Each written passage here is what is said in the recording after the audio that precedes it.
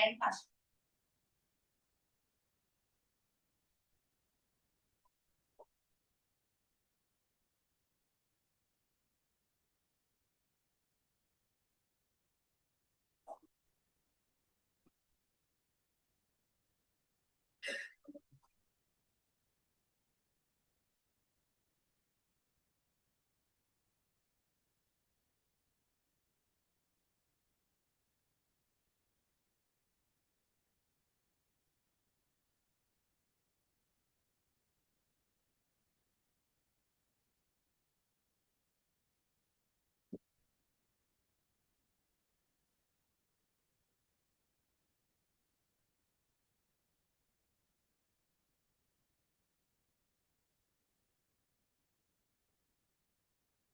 The Indian Institute of Management, Kashipur, is a second generation IIM set up by the Government of India in 2011. In all these years, the Institute stands true to its vision and mission. Our vision is to be an institute of eminence that fosters development research and education and develops leaders for creating positive societal impact in a changing world. And the mission of IIM Kashipur is to create and disseminate knowledge through applied and interdisciplinary research and practices in emerging areas of management. IIM Kashipur is committed to its four core values of collegiality, transparency, green consciousness, and proactive engagement with all the stakeholders. IIM Kashipur has a sprawling campus of 200 acres, situated in one of the most beautiful locations in India. The lush green campus is nested in the land of the Himalayas in the state of Uttarakhand. The institute enjoys the nearby industrial belt, having more than 180 ventures. This strategic geographical positioning provides a vantage point for IIM Kashipur when it comes to learning by work through regular industry interaction and live projects. IIM Kashipur is equipped with all the modern facilities ranging from the technologically advanced classrooms to hostels, providing all the amenities and infrastructure such as gymnasium, library, movie theatre, other sports facilities, and shops for daily requirements.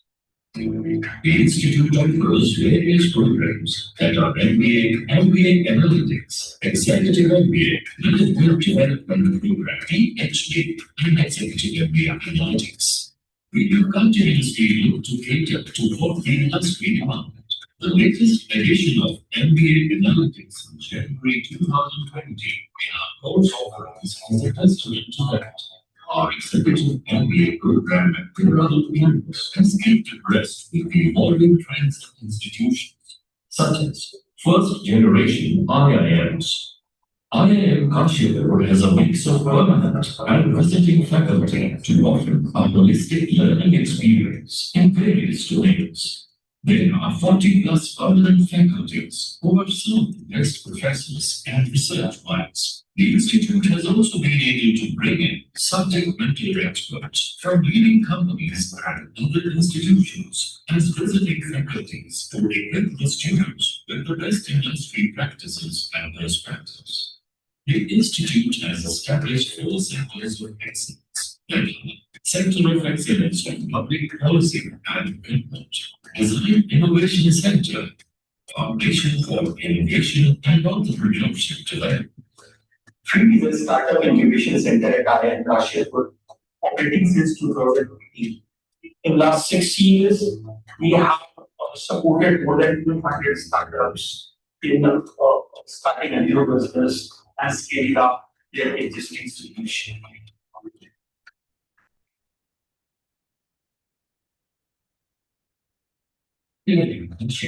Completely student-driven campus, from placements to functional work, from academic to non-academic activities. There is a student body for each discipline.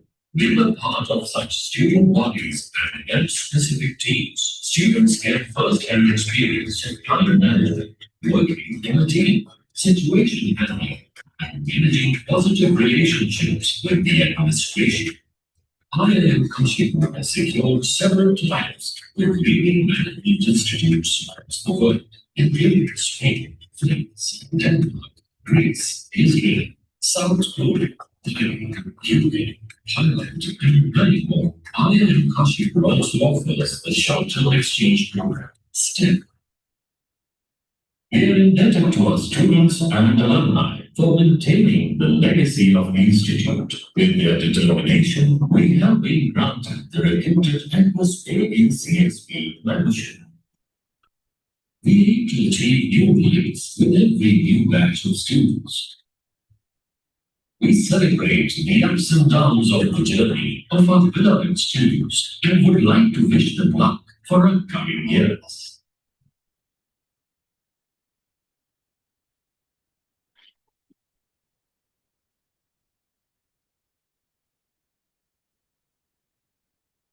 Moving forward, we'd like to inform that this event is streaming live on all our social media handles as well as YouTube.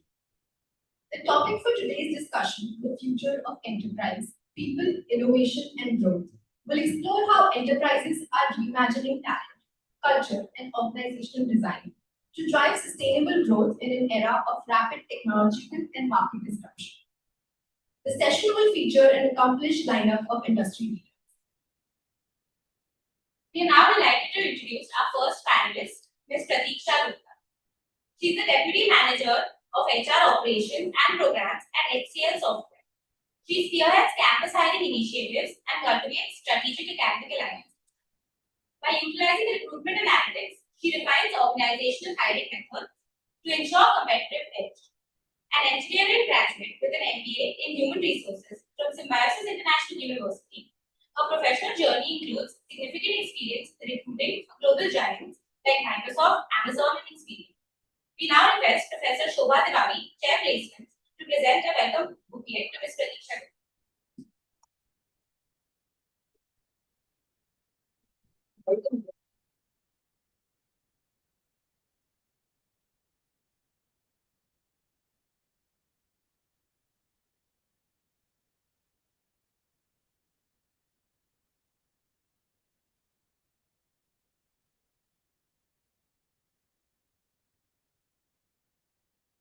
Next, we are pleased to welcome Mr. Mohin Mohammed, Global Talent Attraction and Program Manager at Finastra, who possesses over 16 years of deep expertise in talent acquisition, HR operations, and professional development. He has successfully established 40 plus campus collaborations across the Middle East, India, and Asia Pacific, while implementing digital screening solutions to optimize recruitment timelines. Previously, he managed recruitment operations at JP Morgan Chase and holds prestigious CPD and CHR and professional certification. We would now request Professor Deepak Verma, Chair Placements, to present a welcome bouquet to Mr. Mohin.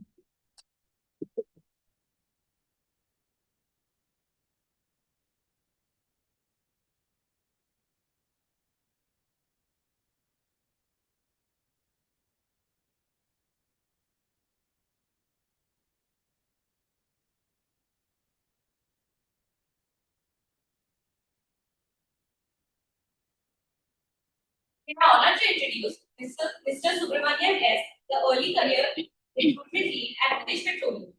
He oversees comprehensive graduate, internship, and apprenticeship initiatives across finance, operations, and technology sectors, while championing DEI as a business resource group leader.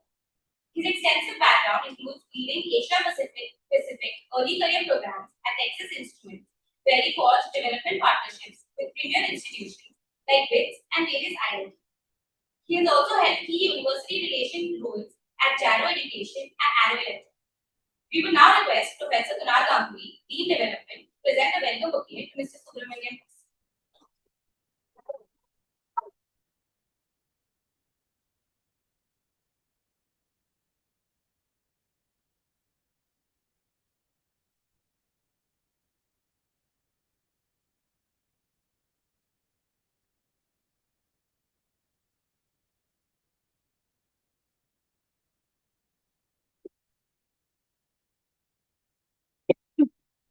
Conversation today is Professor Rehan Abbasi, Assistant Professor Strategy at IIM Kashipur. Professor Abbasi brings a decade of international industry experience with Larsen and Toubro in the Middle East, enriching his expertise in strategy and international business.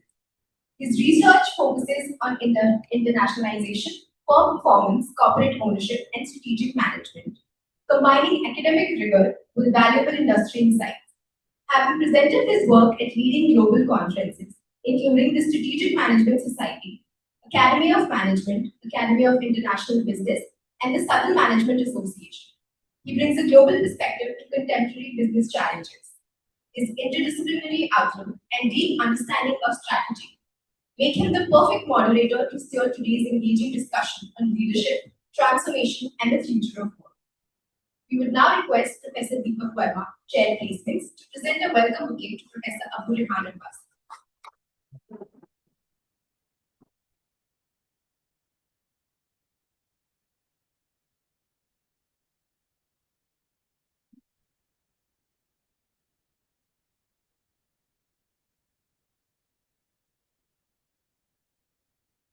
I request Professor Kunal Ganguly, Dean Development, please come forward and address our students and distinguished guests.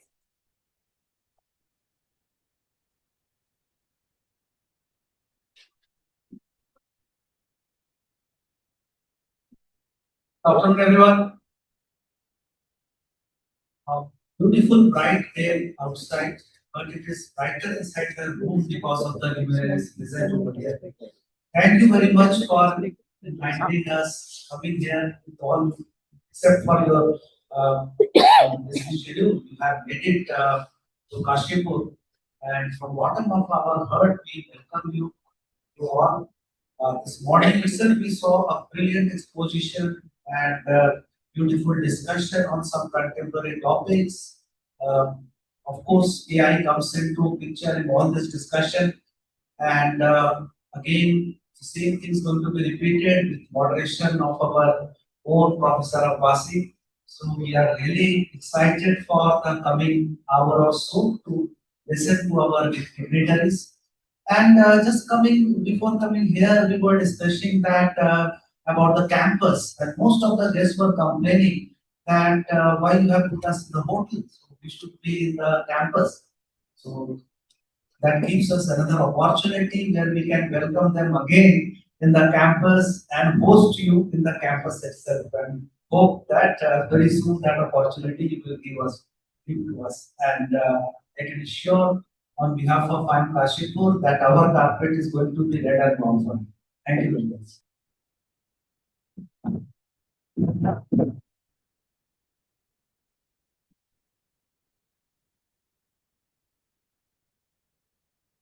Thank you so much, sir, for your inspiring words.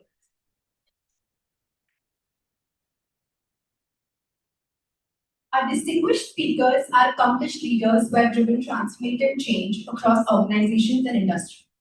Drawing on their expertise in leadership, technology, talent management, entrepreneurship, and organizational excellence, they will share valuable perspectives on navigating change and shaping the future of work.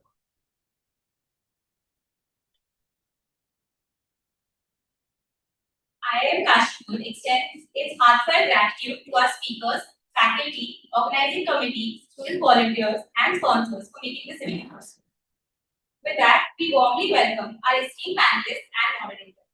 We hope Sangam, the Executive Forum, inspires meaningful dialogue, collaboration, and innovative leadership for a sustainable future. The floor is now open for panel discussion. Yeah, thank you. So I think Subrahmanyam had an icebreaker. Right? So what luck that a moderator has, or what better luck can a moderator have than this, that there is someone to start with us icebreaker instead of me. Please go ahead. Thank you, sir. Hi, good afternoon, everyone. I was told that the students of Kashipur IIM are very energetic.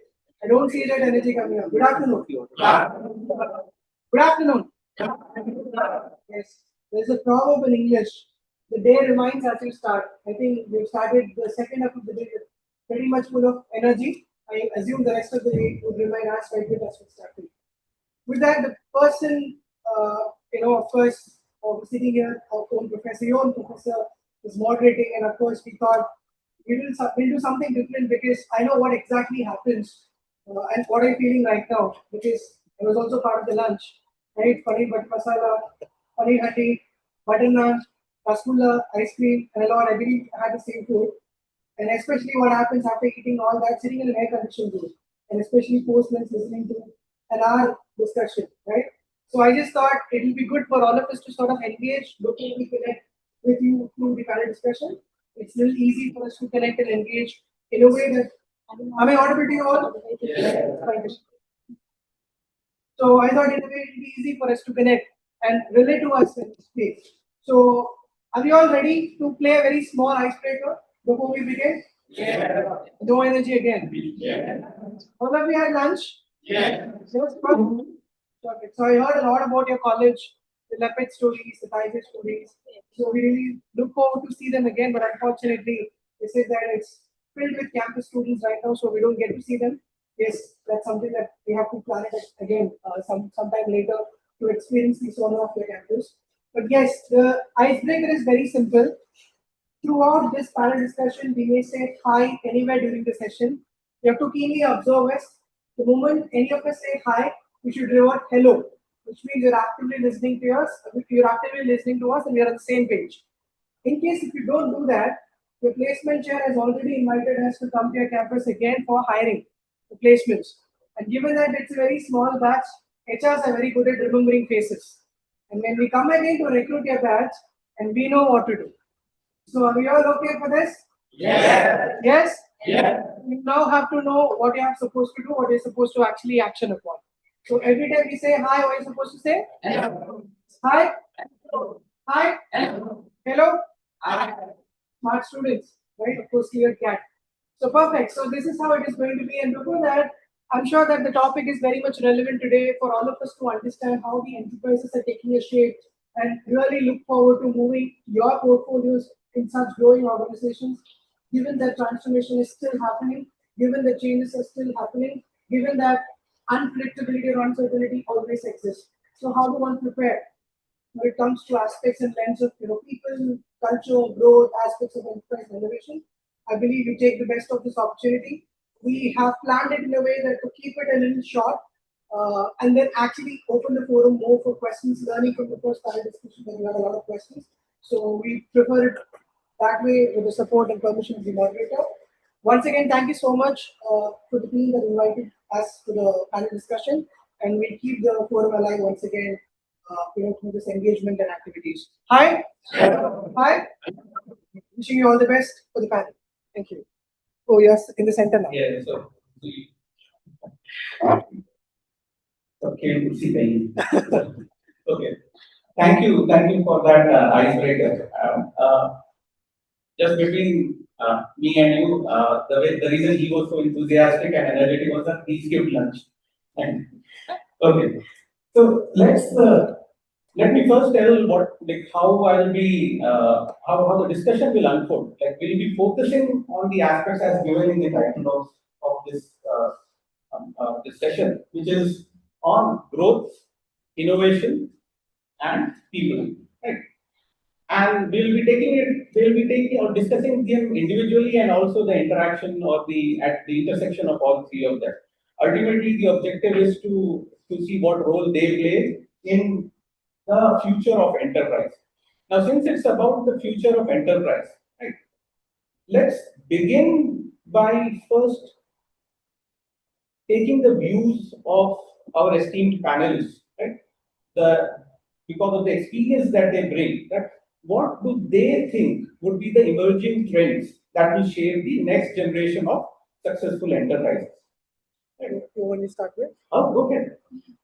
Volunteers are always welcome. No, you looked at me, so I was just thinking it's an action in a way that you're depicting me to start. Hi. Hi.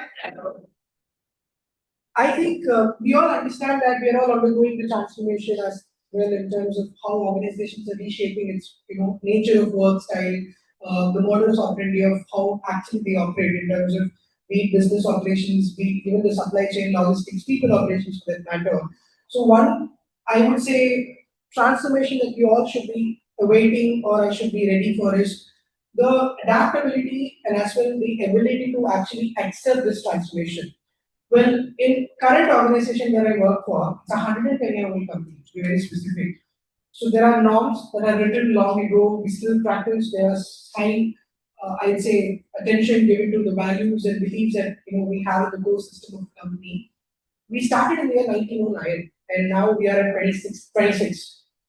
Imagine the growth. It's not just the growth, the transformation the company would have had over the past period of time. It was very much mechanical back then.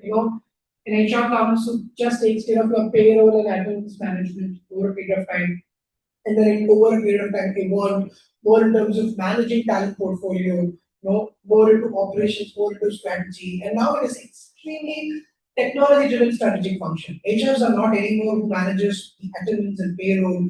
I'm just giving you one example of how the operation happens in human resource domain. Simultaneously, you can replicate it in each and every discipline that you work for, being supply chain, business, marketing, consumer, and so on.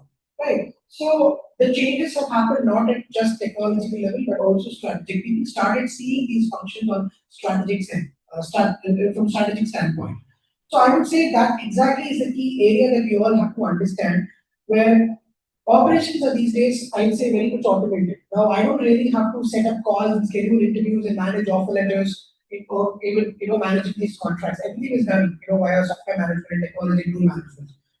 How are you able to adapt to this strategic division? The people really lag on many things. One key aspect that I would say, which many organizations lack these days, are they do have strong systems and policies for culture, for I would say mental well-being, but is that in practice is again a question. So I think one way that we all have to understand and adapt ourselves to is having a very empathetic, or I would say empathy-led transformation is very important. So, which is again the case in many concerns.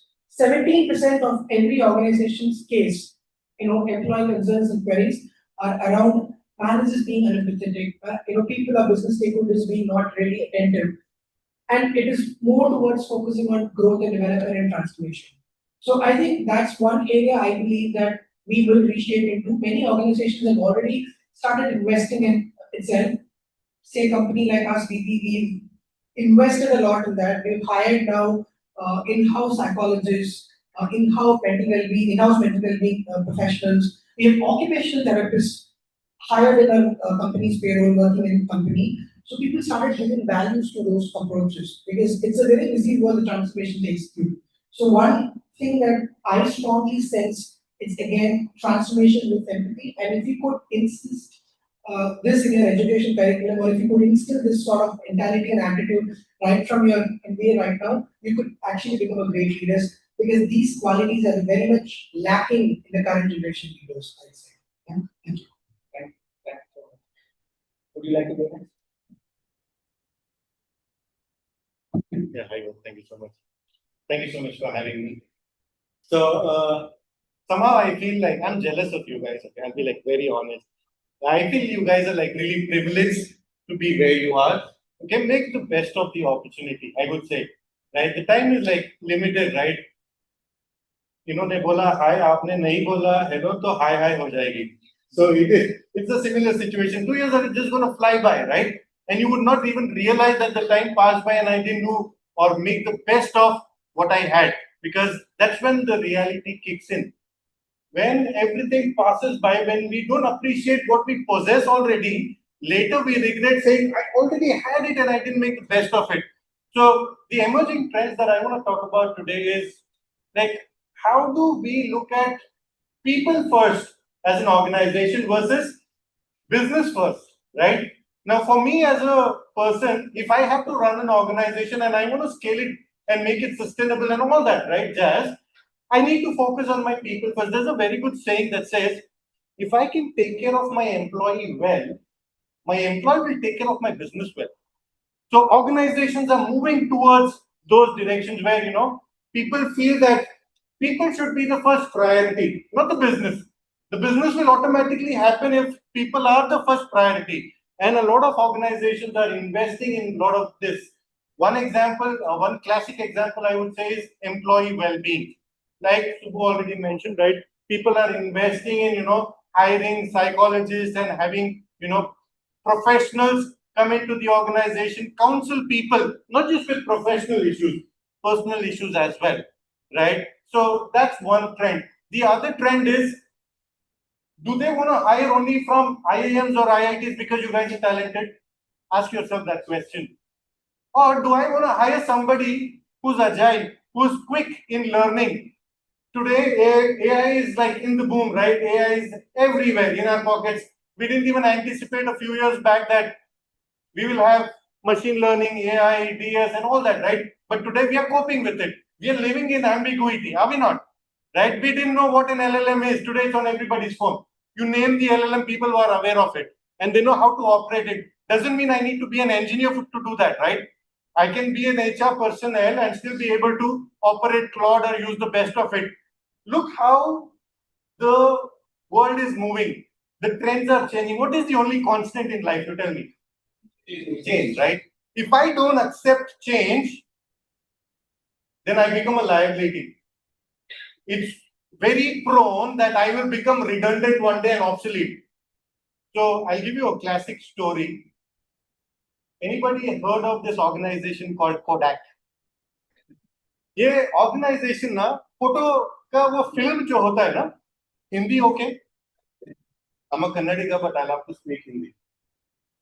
So this organization used to manufacture reels, not the instant garam reels, but the reel, the actual reel, right?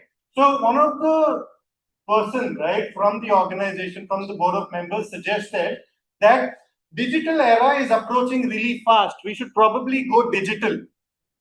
And then the rest of the board members said, are you insane? You wanting to like kill the golden goose that we have? Because they were the best in the industry, okay, top leaders. And the competitor was Fujifilm. Okay, Fujifilm was way below comparatively in the shares. Okay, so they said, why are you even suggesting this? Because, you know, we are the like leaders in the market and we lose business if we do that. And if you look at it, they were the first one who bought a digital photograph. Today, nobody knows them. That's the importance of accepting change. If I am not ready to change today and I think I'm actually sorted, then boss, I'm being, naive. I'm not like going the right direction. There's a very good saying. It says, if you're the smartest person in the room, then you're in the wrong room. You better get into a room where you feel you're not the smartest. So I was like discussing, earlier with our like panelists here, like I feel privileged to be here. You know why? Because I'm getting to meet all the smart people and I feel I'm the least smartest person in the room. Let me ask you a question, my friend. When do you feel smart? Loudly. When do you feel smart? When? When you solve something or you feel that I am actually performing better than, let me take an organizational example, right? Let's say you're working on a project, group of 4 people, traditional, right? In that group of 4 people, when you done or outperformed the 3 others, you feel smart? Yes. Yes, you feel smart, right? When I have done from an organization standpoint, agar main kuch acha kar raha hu compared to my teammates, I feel like, I'm getting that edge over them. I'm a little superior comparatively, or I feel smart, to put it in simple terms. When we should actually feel smarter? When we learn and when we feel that I'm not actually able to compete with the people that I am with. Or I'm in a situation that it's taking or draining all my efforts and energy, yet I am stuck saying, I will find a solution to this. Right? That's when we should actually feel smart, right? That is the place where you feel, you know what, I'm actually growing. Because learning is growth, right? Learning is ever evolving. And that's when, what is learning? What is the definition of learn? When I have made a permanent change in me about something that I didn't know in the past and I know it today. And that's the trend ahead in the game. That's how organizations will be looking at people, irrespective of you being an IIM grad or you being an IIT grad or graduate. See, you guys definitely have the edge, right? Compared to others. But does it mean that everybody of you will get hired? Will everybody of you get a fancy job at Google? You need to make choices and you need to accept what is coming. My suggestion, make an entry. देखो आपका IIM will give you that door to the entry, correct? आपको door तो मिल जाएगा, But when you make an entry, that's not the end of it, right? That's when it's the start. It doesn't matter if it's an unpaid internship. Make a start, learn from it, evolve and grow. That's how organizations scale up, right? And that's how they sustain. So should we as individuals, right? And I think that's the game ahead, for all of us. I hope that answers. Thank you. Right. So before I move on, I'm sure every one of you will get back, right? So that's for sure. Right? But whether you get a fancy job, that's up to you. Now, one important aspect which Mohin was mentioning, right, constantly is about change. Right? So let's talk about change for that matter. So what do you think? And I'll come to you for that. What do you think will be the biggest change in the workplace, right, in the, let's say, in the next 5 years? Hi everyone. Firstly, thank you to the placement team and to the college to give us this platform and to talk to everybody. And we really hope we bring our perspective into the picture and we get to talk to you more about it. Talking about the constant change that has been happening, will be happening. In the organizations, we always talk about how an employee should learn and relearn, right? I think you all have heard that. You should learn and relearn. But sometimes you also forget that an organization, enterprise also needs to learn and relearn. They also need to change themselves. They need to change their value creation and then need to understand what do their employees and their customers want. I think the biggest change in the next 5 years would be more aligned to the people. How do companies, how do organizations treat their employees, and what is it coming out of that? Do they need to invest more in people? If yes, then in what sense?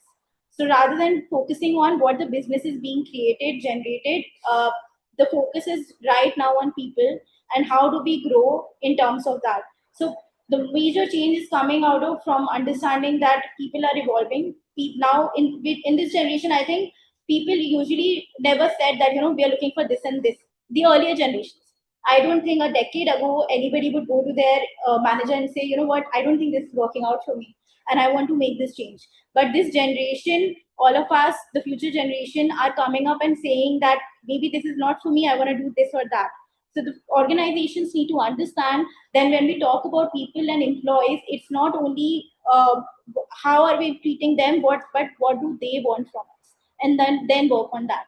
So I think that's the biggest thing that an organization would want to do, and they are currently doing it. We can see in our organizations that people are changing roles, and the major reason for that is because if they want to stay in one company, they do want to evolve internally. They do want to see where can they grow and what will work for them.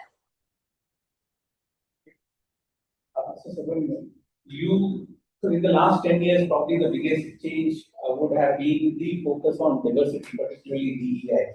And you yourself are a prime example of that, because you are heading the DEI initiative in BP for India operations.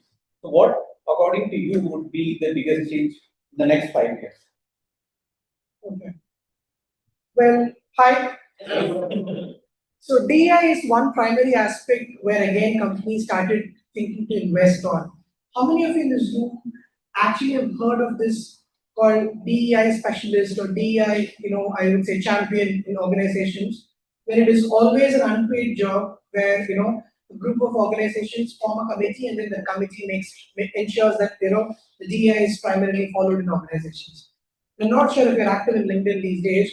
Many organizations have started recruiting professionals for DI as a full-time job, where you're getting paid for that for doing only the DI aspects and perspectives. Right? So DI has actually taken a huge shape. But what according to you is diversity? Let me put this question to you all. What do you think is diversity? What do you mean by diversity? Let's say if a company wants to recruit employees and want to ensure diversity and equity at workplace. So what is that? What should they do? Please just be louder with the answer. My name is Prof. So diversity, according to me, is having diverse set of opinions, or let me remove the word diverse at all. I will use different. So people can look at a situation from different perspectives and come to a solution which is very good. So he had a keyword from his statement is actually having different opinions and perspectives. Now let me ask another question. Where do you get different perspectives and opinions? And how do you basically get different opinions and perspectives? Yes, just be louder, anyone. The fastest, time fast. Life experience. Sorry? Your experience in life. Okay, makes sense. And how do you ensure that you get these perspectives into the organization, into the system? Sorry? Diverse skills. Wonderful. Diverse places, diverse areas where the people come from. How do you pocket them? Give me examples. Say this is one area of diversity, you can actually get people from this. For example, I'll give you one say. Let's say in oil and gas sector, I can speak for that because we are one of the oil and gas branch. The core oil and gas production, right? You talk about the fields, the oil rigs. It is pretty much men-driven job, right? Because it involves some sort of mechanical force of work, some sort of, I would say, assumed that it's sort of very masculine nature, feminine, so female candidates or female employees cannot manage. So that's the perspective that we've carried. You see, any physically exhausting jobs, it's always men who actually takes place in that, right? Or to sort of drive that workforce altogether. There is one. So give me more examples now how different pockets of diversity can be brought up. So this is one. When it comes to gender, what else do you think are diverse? Ideas that can be brought into the system. Very good. Cultural diversity. What else? Making sure that people from different culture take part in the decision making or form one organization together. Yes, what else? Very good. Different education background. That's something that many organizations are not probably telling it outside, but they're doing it. For example, many companies not just recruit. There is a saying, right? Oh, you want an HR? Go recruit an MBA HR. You want a marketing guy? Go recruit an MBA marketing guy. You want a software engineer? Many companies are actually getting rid of that. I remember organizations I've recently seen in the past few years, companies which are software companies, even for example, Microsoft, Google, Amazon, they don't just recruit from computer science background. They're open to recruit. I recruited software engineer who actually was a biotechnology student in my company, right? So that's exactly how diverse degrees have been taken into consideration. And we actually appreciated that because he brings in the perspective of biotechnology, which is more into actually managing not just software, but also put in that perspective. So we recruited for people who have done oil and gas engineering as BTech, but then recruited for software engineering background. Because if I really want to, let's say, make a software application for an oil and gas field, he can bring in that oil and gas perspective to tell that this is exactly how the application can be useful. Because as an oil and gas engineer, these are primary aspects I look at. So diversity is in actually all of these, and companies have already started working on it. Gone are those days where we only consider gender as diversity, but companies are evolving. I'm very proud to say that there are companies in India started also considering neurodiversity as one diversity, where we do consider them as sort of untouchable, right? We don't just recruit people. Now people started hiring people with neurodiversity issues and neurodiversity problems because they actually come with high IQ. I'm sure that you would have seen lots of movies and documentaries about that. So I think that's one key aspect, if at all you get into the field of management and business. Diversity is key to any business growth, to any business innovation. And when I say diversity, it is all sorts of diversity: gender, culture, geography, and then again, even sexual orientation to some extent, right? All these play an important role. And I, as BRG lead in my company, I've ensured that we bring in people. One of the recent diversities that we've also considered bringing is social mobility. Well, we always go to pockets, especially big organizations, that are very much accessible, right? There are segments which are very much not having opportunities in the, but still they are very much talented. So we this year have tried actually acquiring talents from the markets which are very much accessible, not accessible to the companies, the roots and rurals of the, I would say the states. We've gone to such places and have ensured that we recruited those talents as well. So companies are doing open talent, like open hackathons, open talent challenges, open thinkathon. Anybody can come participate and then show their ideas. I think if we could bring that, I think that's again a major change I have seen in the last period, where companies are focusing more from not just traditional way of managing diversity, but more into modern ways of managing diversity. And as well, equity and inclusion is another area of DI. Now, people are actually investing so much within the organizations to bring them together for subject decision making. Earlier, it's just the head of department that makes decision, but now we have open culture and forums within the organizations where you bring in ideas and those ideas are reviewed, and then before they finally take a decision out. So these are changes that I've at least observed in the recent years in organizations. And these are changes that you believe are probably going to continue in future as well. Very much. Right? And not just in terms of the diversity of people or employees. And when I say diversity, I mean all those aspects that we were talking about, not just culture or place, but different colleges, etc. And also diversity in terms or inclusiveness in terms of decision making. So all this is going to percolate more and more within the industry. Very good. But in the end, it's all about diversity, bringing in diverse opinions, diverse viewpoints, leading to innovation, which ultimately leads to growth of the organization. So, and that's what I would like to focus on next: the growth of an organization. So, organizations often they tend to grow rapidly, right? But when they grow rapidly, it happens that they tend to overlook aspects as well, which they would otherwise have considered, because then it's all about focusing on the next milestone or the next target that they have to achieve. But in the process, quite often things get left out. So my looking at you does not mean that I'll be picking on you again. So you have no, you can use your strategy of past second thought.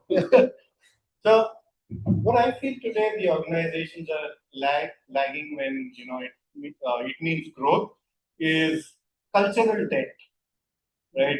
We somewhere like falling short on moving the culture along when we like expanding. Expanding doesn't only mean that hire more people, get more business in, and do the best. Let's look at what the culture of the organization is, right? If my organizational culture was to ensure employees happy, which means no burnouts, which means no exhaustion, which means no toxic environment. All of this needs to be considered, right? But the money will blind you. See, the bottom line is money, right?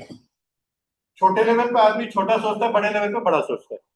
When the organization grows or it's expanding, we are focusing on how much is the income, how much is the profit, how much is the turnover, right?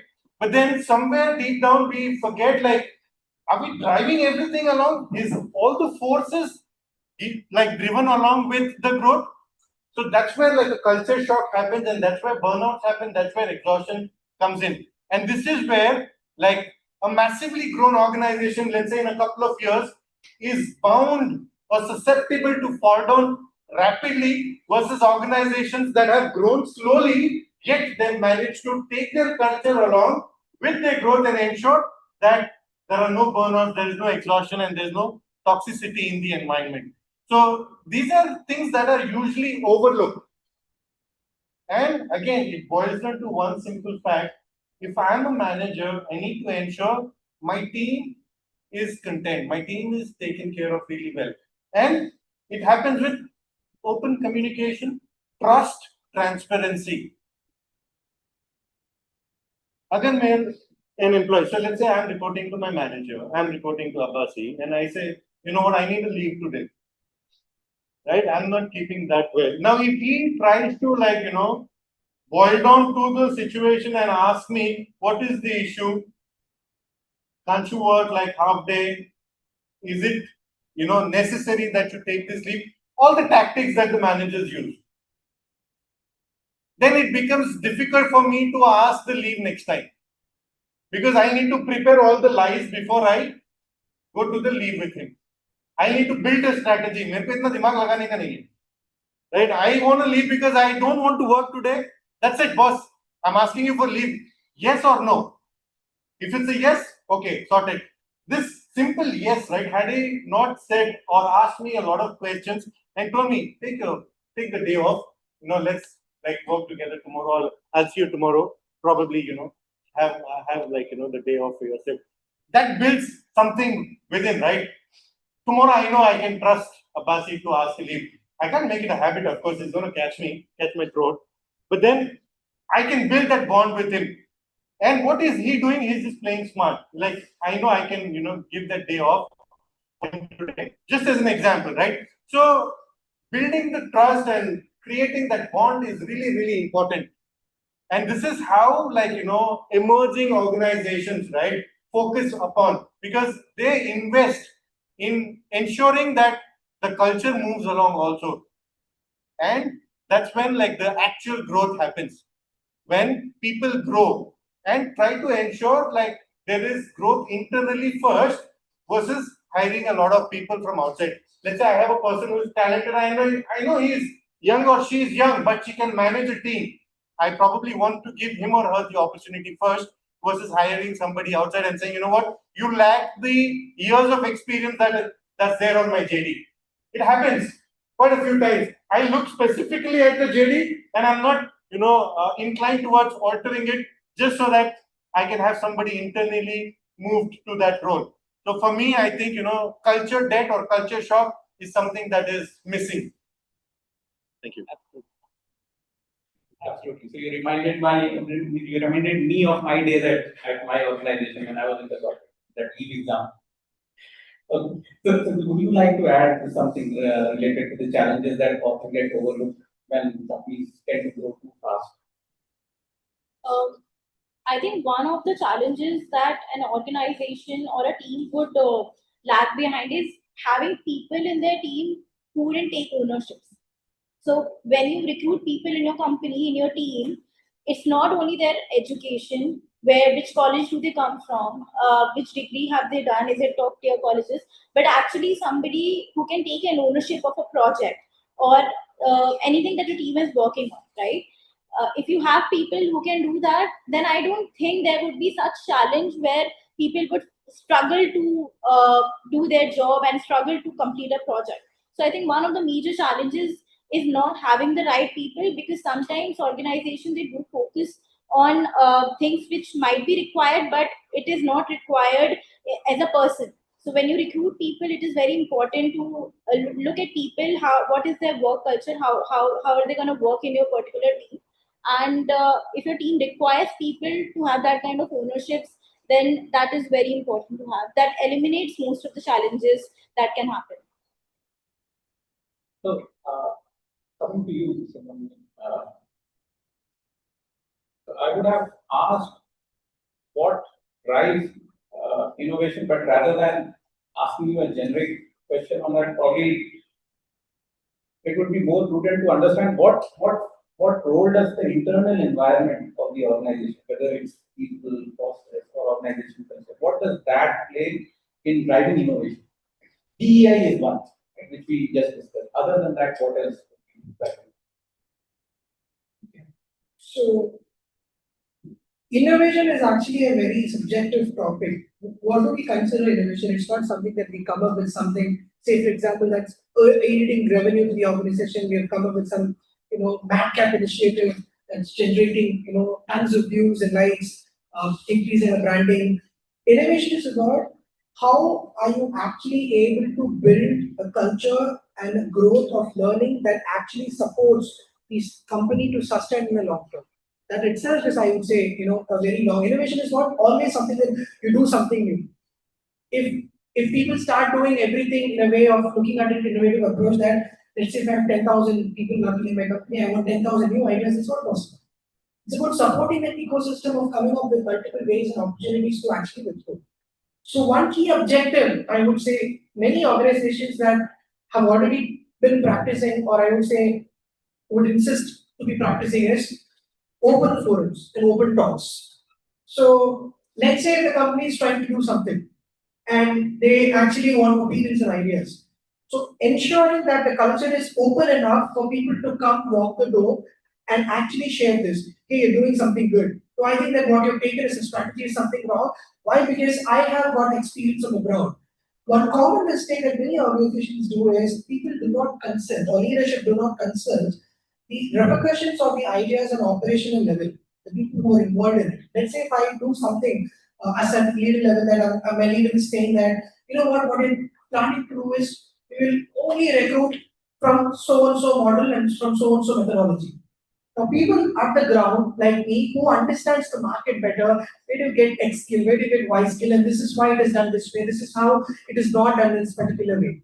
So when you actually keep your bottom level management engaged, when you take up an innovative ideas, when you engage them through actually giving them problem solving techniques and solutions, the actual understanding happens there. The leadership gets generated. So many companies, I'm sure that you have seen lots of case studies or worked about lots of case studies where organizations have terribly failed because they actually applied a wrong technique and they actually ended up taking a wrong systematic approach because they did not see through this. I'm sure that the bottom level management would have sensed it already, but they do not have the culture of actually going and sharing this with leadership and being bold enough to say that this is exactly why this could go wrong. And that's where, even though you actually have an innovative approach, but the openness to actually come and share things fails. So I would say the organizations, even if you go, when you go to multiple organizations going forward, I'm sure that you will be business leaders, say 6 years from now, 10 years from now, have this culture of actually bringing people together to share ideas, to bring in opinions, to actually question. There should always be, I would say, there's a word, right? Devil's advocate. There has to be devil's advocate in every idea and every strategy that you bring in. When I actually wanted to recruit, the plan was to actually, when my company wanted to actually launch its tech hub, they wanted some 100 odd tech engineers. Well, the plan is very simple. You go to colleges and recruit software engineers, software engineers, the job is done. Well, that is actually solving the solution for now. That's the current scenario that I'm at right now. It's solving right now for me. What if I do not really have the need for this technology 5 years later? What will you do to those people? Let's say today I'm recruiting a specific skill called service now, or process management consultant, or SAP consultant. I'm sure that many of you are every folks get recruited as SAP consultants.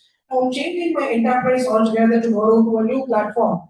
Let's say some random name XYZ consultant. Now would I then ensure that I bring in fresh talent? Because all these people are recruited already, it's not going to be used up anymore, right? And that's exactly where this matters. So then I recommend to business that, how we should actually look at this in a different perspective. Today you have 100 requirements of software engineers you've recruited, but tomorrow there is no job for software engineering for them, what would you do? So that's exactly where we built in a supportive model of recruiting, not from operations background, but from multiple backgrounds. Now, we did face this after 3 years. Now, my company, when they underwent a restructuring thing, they realized that we have too many software engineers at the moment. What do we do then? We actually opened up an idea of moving them and mobilizing them. So, job rotation is part of our organizational curriculum and part of our organizational policy. There are software engineers who move to product management. There are software engineers who move to human resources, L&D. These are opportunities that they take while. And then there are people who we have recruited from software background in PCNC, that is People and Culture Department, where they have brought in tools, they have brought in people tools, they have brought in people analytics and people operations. They have applied their engineering mind. How can we actually bring in technology in the field of human resources? So one easy way to get rid of this is to think out of the traditional way of approach, not just traditionally follow HR department. I only recruit from HR background. Banking, I only recruit from MBA banks and MBA finance. So that approach has to be changed, and that's one easy way to actually come through that.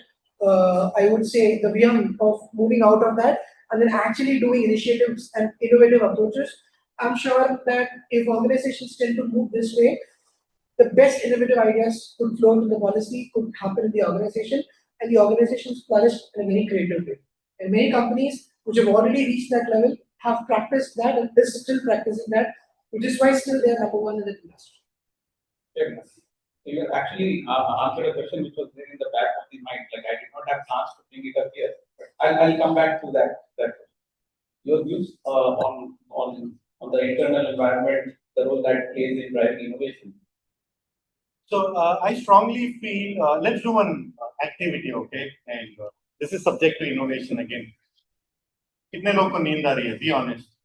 It's okay. I mean, just forget Abbasi is here and that man is there. I mean, feeling sleepy? It's okay. I mean, we've had a heavy lunch. So, banta hai. Lassi kisne pi? It wasn't there. No problem. This is one small activity, shall we? Yes. So I ask you to get up from your chair to get up. I ask you to sit back down, you sit back down. Fair enough? Get up. Sit down. Get up. Sit down. Get up. Sit down. I'm hoping everybody's sleep vanished for a bit. Did it? Yes? Now let's do something different. Innovation. When I ask you to get up, you sit down, and when I ask you to sit down, you get up. Okay? Sit down. Get up. Get up. Huh? Okay. Sit down. Get up. Okay, get up. Not smart, eh? I mean, I won't call you smart, I'll call you sharp. So, for me, right, thank you for taking part in the activity. I hope it helped. I just wanted to juggle you around, right, so that you feel refreshed. Now, where does innovation happen at, like, an organizational level? I feel it's from the lazy people. Think about it logically. Remote kaise aaya? Bhai, I don't want to go switch, put the switch on. Instead, can I not have something in my hand? I command it and it works. Laziness, right? If you think about it. But it's not always that. Look at a customer, for example. When a customer complains, right, we take it as a complaint. Rather, I feel it should be taken as an opportunity. For instance, Henry Ford. You know Henry Ford, right? Purana aadmi hai. He caught one thing very valuable. One of his customers told him, I want a fast horse that does not tire. Thakta nahi hai. And continues on that particular speed or rhythm when he picks up or she picks up the speed. Logic tha. It was naturally a complaint. Nobody can come up with a horse that can be at a constant speed and not tire. That's ridiculous, right? Stupid even. But then there was a value add in the customer's question. Can we not build something that satisfies my customer's need? We have cars today, right? And that's exactly what they do.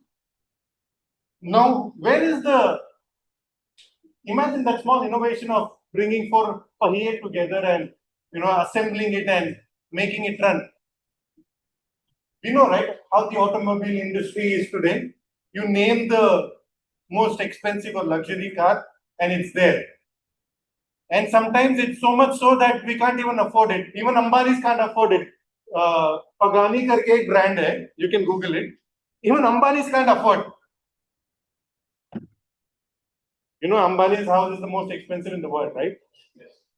Now, this brand, even they can't afford. Why? Because you have to be a car lover and you need to know the entire engine specifications, kitna horsepower hai, everything. Abhi wo bhai ka, wo focus is somewhere else, right? So, I'm just talking like small innovation can, take you up so high. So, at an organization, internally, look at your customer. For me, my customer is you, my friends. If I have to come to hire tomorrow, for me, you're my customer. I will call it stakeholder now.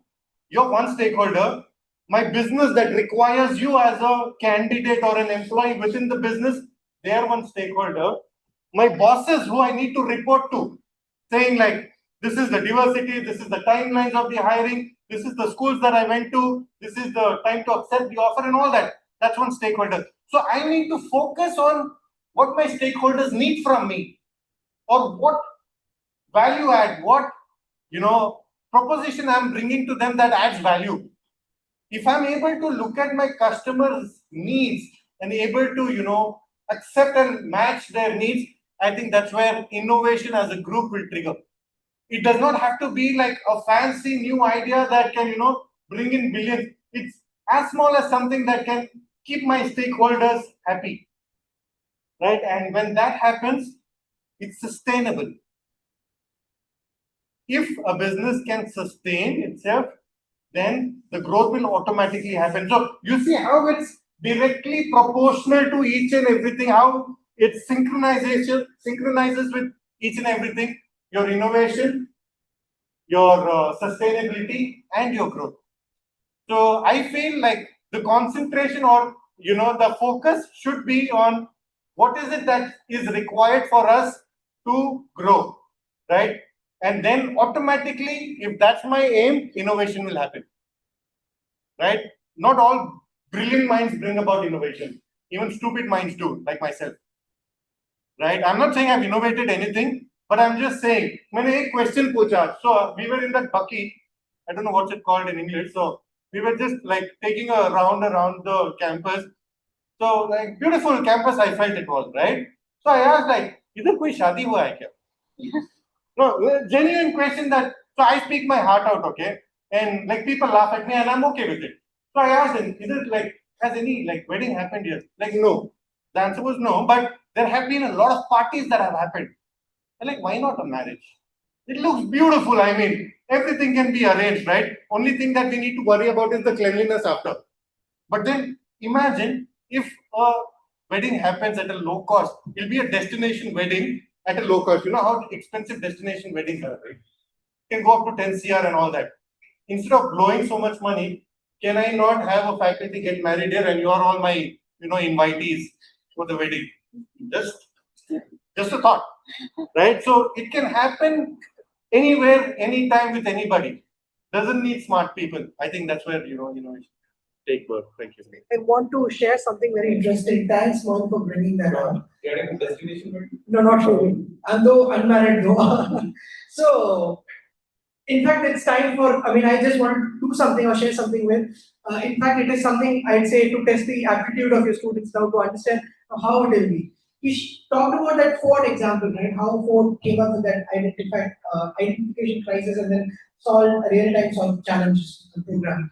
Since this program, this current event is being live streamed, so I'm not going to take the name of the brand or the company, but I'm going to just call it one of the familiar toothpaste companies, right? I'm sure that everybody knows that, everybody uses that. A very familiar toothpaste brand.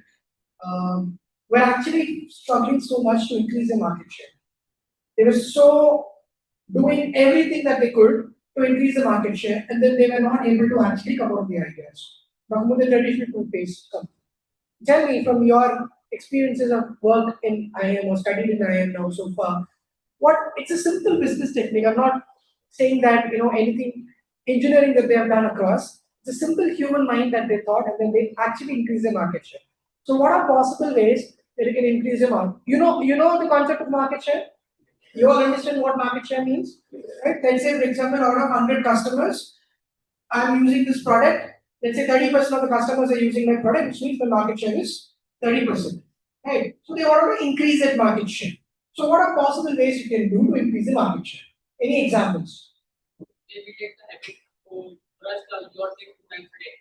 Very good example. You brush 2 times, which means it gets quickly, finished. So you buy more toothpaste, right? Very good example. What else? That is called, what do you call that in the marketing concept? Diversification. So you bring in charcoal, you bring in namak hai kya aapke toothpaste mein. So I'm sorry, I'm just using some random example, and I'm not targeting any specific brand, but I hope you guessed the brand out already. So then, sorry? Colgate. Colgate. So, and then yes, you bring in diversification, steam, charcoal, kids toothpaste, whatnot, and what else? 9 out of 10 dentists recommend this.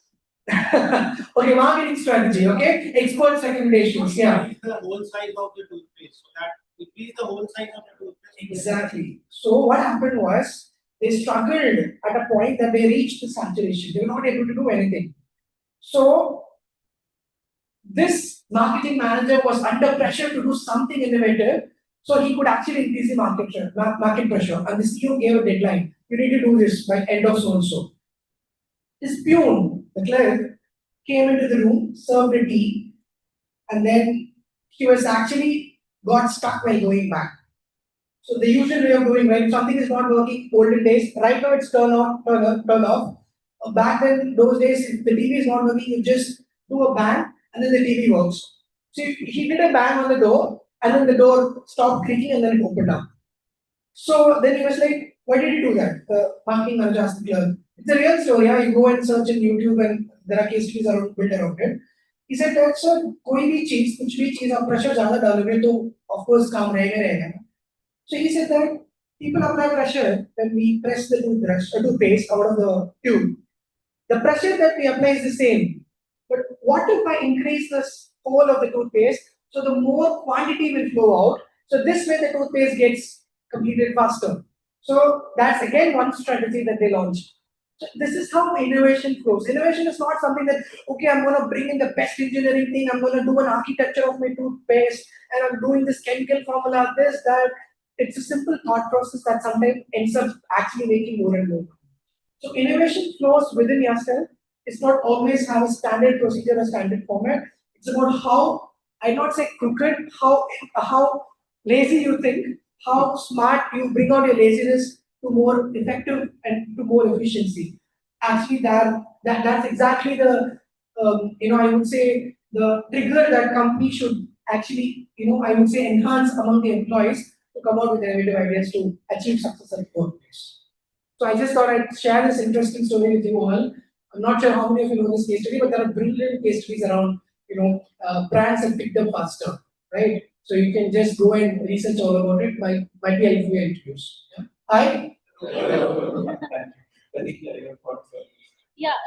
So again, taking the same example, if you see, it's never all the big changes that come in the picture, right? You have to start with small, and when you keep thinking about small things, and when you keep thinking about small changes, that's how you innovate in a larger scale as well. Those small changes, people could think, oh, it may not work out. How is it going to work out? How is it going to change the market value? But some or the other way, in a larger context, it will happen. So companies, when they do innovate, they don't actually look into much bigger picture. They don't want to start a big product, or they don't want to launch something bigger, but always start with something small. Look how is it working, if it's working for your customers or not. What if you start something huge, you invest in it, you want to have that particular product, but it's not working out for the market, then what do you do about that? So we start with something small. Look at your customers. If that is something where the market demand is coming up, then you make it in a larger extent. That's a very good example. By the way, just to clarify to the people who are watching us live in the YouTube, the toothpaste idea was given by someone else, not me. Okay. I didn't even tell it right. So actually, the question that I had in the back of my mind that all three of you had the answer was, I was reading this interview of Flipkart CEO, which came into Business Standard on Friday, and he was describing the startup culture that is there in Flipkart, even though it has been so long a journey, that they have a culture of employees having ownership, they have a culture of risk taking, and then that gives the organization an innovation character. So as I was reading through it, I was hoping that the interview would have asked, how did you make that culture happen, or how did you make that happen? So the answers that you gave to the previous question actually are filling that gap, right? So for example, customers, like keeping an eye on what customers want, having so diversity in the recruitments that you make, ensuring that you take into account what the lower level managers have to say, having an open forum to get new ideas. So all that, I think, put together is an answer to the question that was there in the question. So thank you all three. Let's move forward. Since it's about people as well, right? And quite a few of you have been mentioning about or talking about people. My question to you would be, how do you prepare employees for the future of work? So you talked about what we envisage and changes we envisage in the future. So how do you prepare employees for that? You want to go? No, absolutely fine. Please be my guest. I think for the current generation and the future generation, of course, AI is in the picture, but people need to understand how can they take advantage of current situation with the technology. You may take help of Claude, ChatGPT, in your everyday basis, right? To ask small questions, to bigger assignments, to everything. But you need to understand that technology is not everything. Don't make it a part of your life. Don't make it a bigger part of your life. Take help from it. It will help you a lot in your work as well. But one of the major things that you would want to look at is your learning, to adapt in a culture of a company, and also to look at what is your growth looks like for yourself. So if you think that you want to grow in a particular aspect, in 5 years you want to be in a particular role, then start thinking strategically how can you achieve that. Don't only think, oh, I just want to do this one particular thing. I was actually discussing it with someone today. The girl asked me that I come from a certain background and I am very interested working in a product management role in a particular industry. Again, it's a very niche industry where she wanted to work at. Uh, the correct way to go it to not only find it for that particular role in that particular company, but look for other ways how can you achieve. If you can't find it right after your college, for example, looking for a product manager role in an EV sector, and you are not able to do it because it's a niche sector, right? It's not easy to find something like that. Then look out the ways how can you grow there. Maybe find a job in product management and then try to switch into an EV sector, or try to get like or the other way around. So I think be open to things that can help you in a longer run. Don't only think about a very near future. Don't think that, oh, next year I wanna aim for this CTC and that's it. That's my goal. No, set your goals in a sustainable way. Think about, is it gonna work for you in 10 years? How is the company? If the company that you're targeting may give you a particular package or a role, but is it going to be sustainable in the next 10 years? So I think continuous learning, but also understanding what you want in a longer term, in at least 5 to 10 years. Is it going to work for you? Do you see yourself working in that particular area or not? So thinking that way is very important. So organizations are in a race for modernization, right? So the examples that we quoted, the LLM, the acceptance of AI, getting AI incorporated into your daily lives at organizational level and all that. So when we focus on modernization, alongside, should we not focus on transformation? So I'll give you an example, right? I bought 100 licenses, 100 licenses for GitHub Copilot, as an example, for my engineers as an organization. Now I need to also understand and have a metric that measures what's the transformation of my 100 people that are using this. Fair enough. Otherwise, the amount that I've invested in modernization will not serve the purpose if my folk are not transformed. So considering that as an example, I also need to think, what is it going to give me?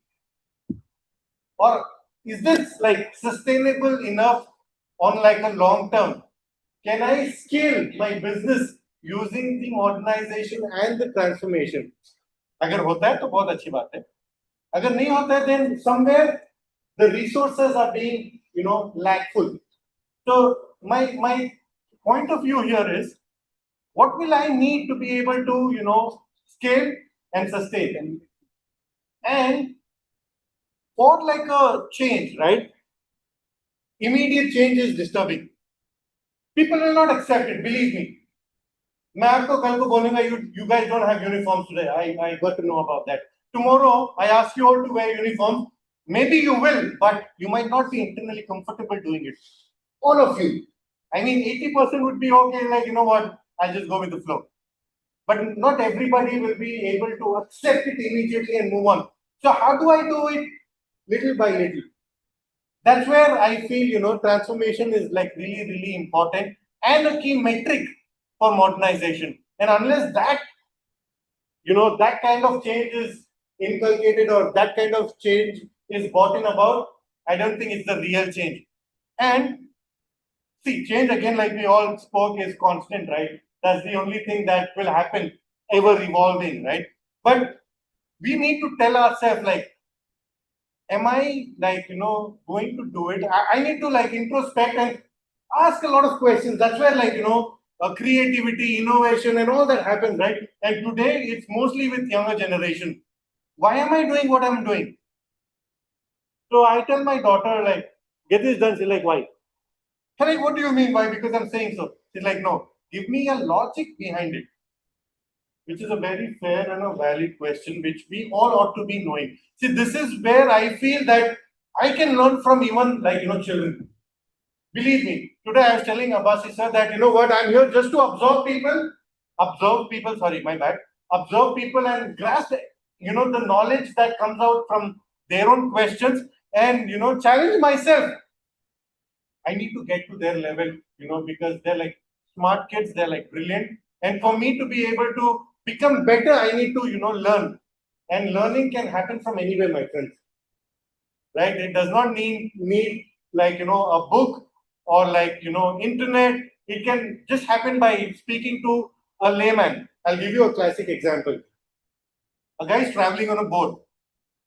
The boat has salt, okay, on the ship. The boat has salt, and the person who's traveling with the, the boat rider is a educated, literate man with, all fancy clothing and all that.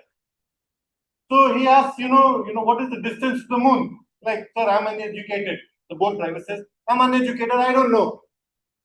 He gives that, smirk. Smirk is that, like, corny, like, smile, saying, okay, how deep is the ocean? Like, no clue. Not educated. Then he gives the answers and he feels smart, like I mentioned, right? When do we feel smart? He feels smart about it.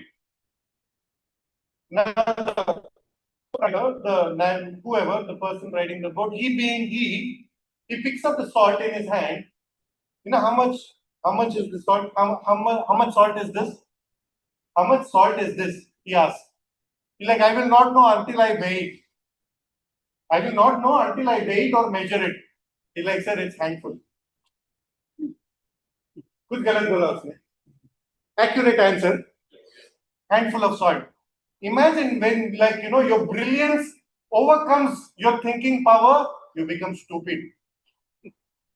Okay, now let's reflect back. If I am like a brilliant student from a brilliant school, it does not mean that I'm always right.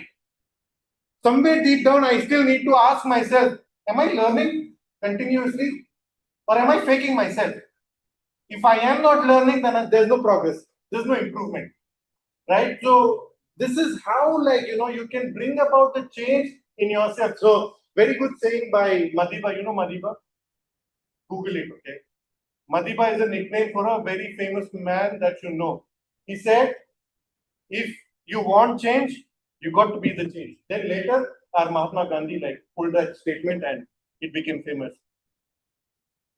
Okay, so I think that's where the change and organizational innovation and all that happens. Thank you.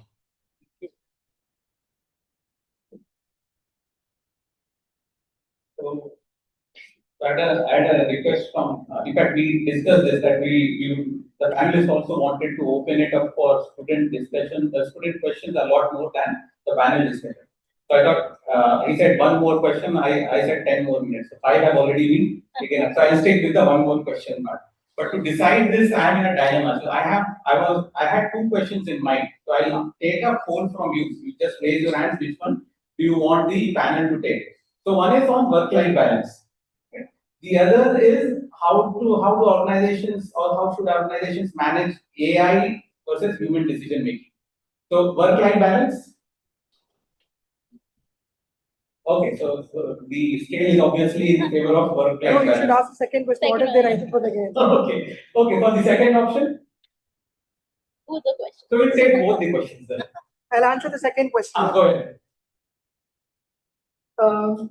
Well, everybody is surprised these days, on the AI taking up jobs, it's replacing roles. It's actually little, I would say, a threat to the society, especially at operational level and all that thing. One thing I'll be very honest is companies, of course, are very much focused on building their AI platforms, bringing AI to their workplace systems, or making AI-driven decision making and all. But at the end of the day, if I talk about, it is again a practice. It is not something, it is something that will happen or so. It's actually the case. AI can only actually help you build systems, can actually say automate repetitive tasks, or help you provide statements and facts. But decision making it can never be dependent. I mean, it can only give you the data. So today, as a company, let's say we are pretty much into the oil and gas, of course, and the data often says that these are areas where people do not have petrol stations, and the AI is generating lists of I would say data that okay, in this particular state, average number of vehicles passing on this road, and it gives you the automated result. Okay, now if you plan to open up a petrol station here, then it really would be helpful for you. Now it's giving me all that inputs, but at the end of the day, it is only giving me inputs, and the decision is being made by me. Now that human aspect is again can never be replaced by AI. Similar example I'll give you. The place, I don't want to take again the name of the company. It is not, of course, BP. Another brand. They decided, okay, they'll open up their center here because given that the customers are very much passing by this area, X% of people are actually using this particular, segments and pockets, and which is why if we are open to a warehouse center or warehouse hub here, it could potentially be a possible opportunity for the business development and grow. Data was ready, given by AI, generated that this is the best place to do. It also listed, like it always being, AI always is proactive, right? It also actually ended up giving suggestions. Do you want me to pick it up and give you the local RTO detail to take up this, the legal transactions, transactions and everything, or you want me to make a documentation template which you can submit to the regional government or regional party, wherever in the RTO office or government office, for you to get the sanction to, open your office there and all that thing. But it did not actually understand the livelihood it would cost by opening up one center there. That entire place was actually a cattle field, and by removing those people out from there, the kind of loss it happens to this local livelihood, and the kind of loss it happens to the farmers in and around that area, the cost it would take to actually build that plant up again, this entire scenario cannot be predicted. I'm giving you how actually this function works. And that's exactly where the business empathy comes in. The business human mind or human decision making comes in. So I would actually see this as I would say, a practice. I would not want all of you to actually work completely. I'm saying that you should actually use AI for your benefit, but you should not rely on AI. And that's something that I would say that it can never take, or I mean, if at all you have to, by now you would have understood that AI is actually a tool. It can never replace jobs. It can only be used along with us. So it is like people are working along with, or people are working with AI. It can never be the actual replacement of people working in the organization. I'm sure that you all have that basic understanding by now, because when it emerged, AI as a technology, everybody was like, no, it takes the operational jobs, it takes the mundane jobs, but it gives us opportunities like anything. But how do you correlate this human thinking? Even AI, especially AI-enabled organizations are working so hard.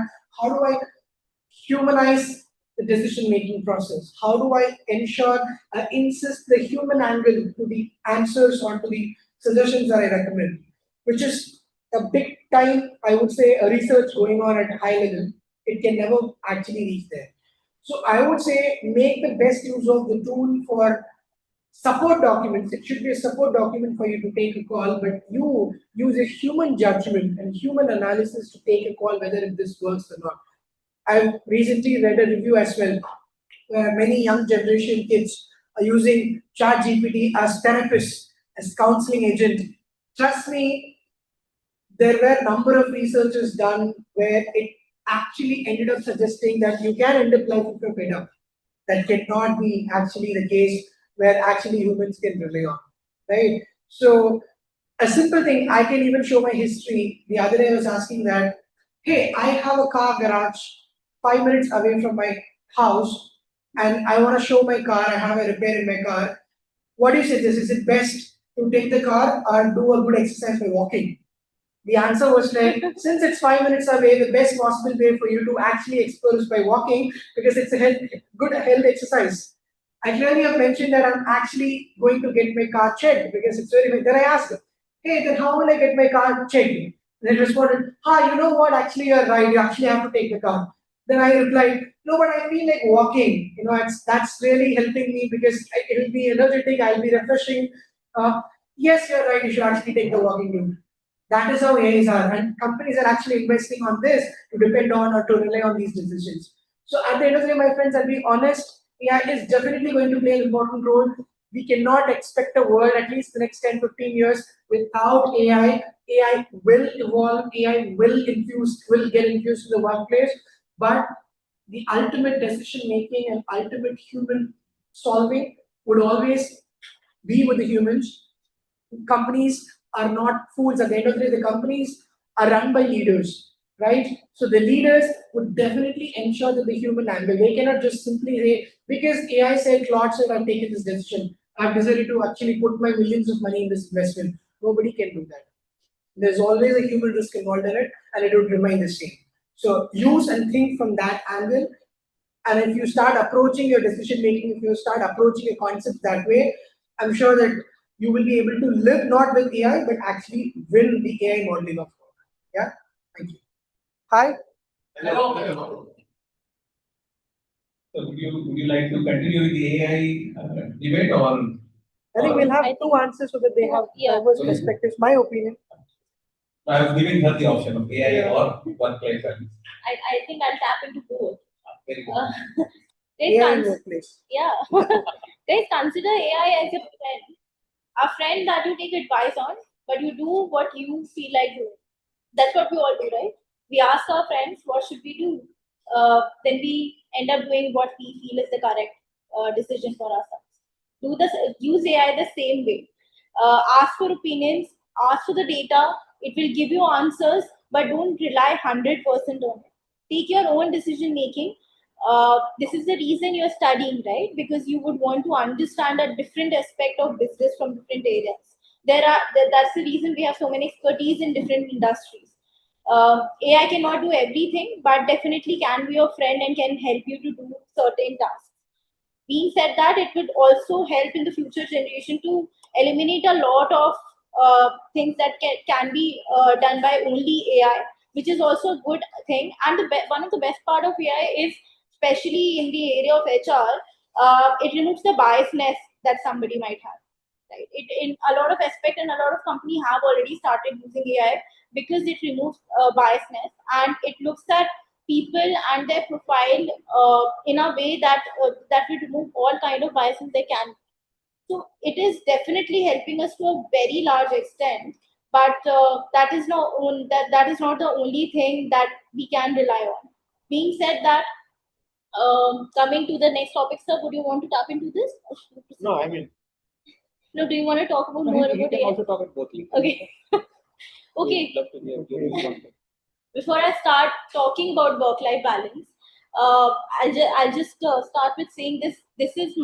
I'm the biggest advocate there can be for work-life balance. I have been the biggest advocate since the time I started working, because that is very important to me.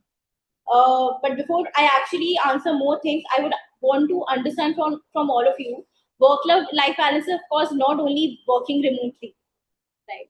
So what is it for you which actually is work-life balance? What do you see the major advantages of it? So, for me, it would be getting out of the zone of work and disconnecting myself from work altogether, so that the next day I can have fresh perspectives. And during the night or evening, maybe when I am chilling out with my friends and think about work, that time is important for me to reset the next day and come with a fresh perspective. It reduces fatigue in that. So having a set timelines for you. Yeah. Anybody? Yes.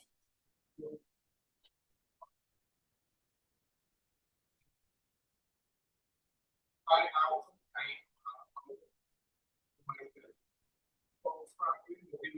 work harder than I am actually working.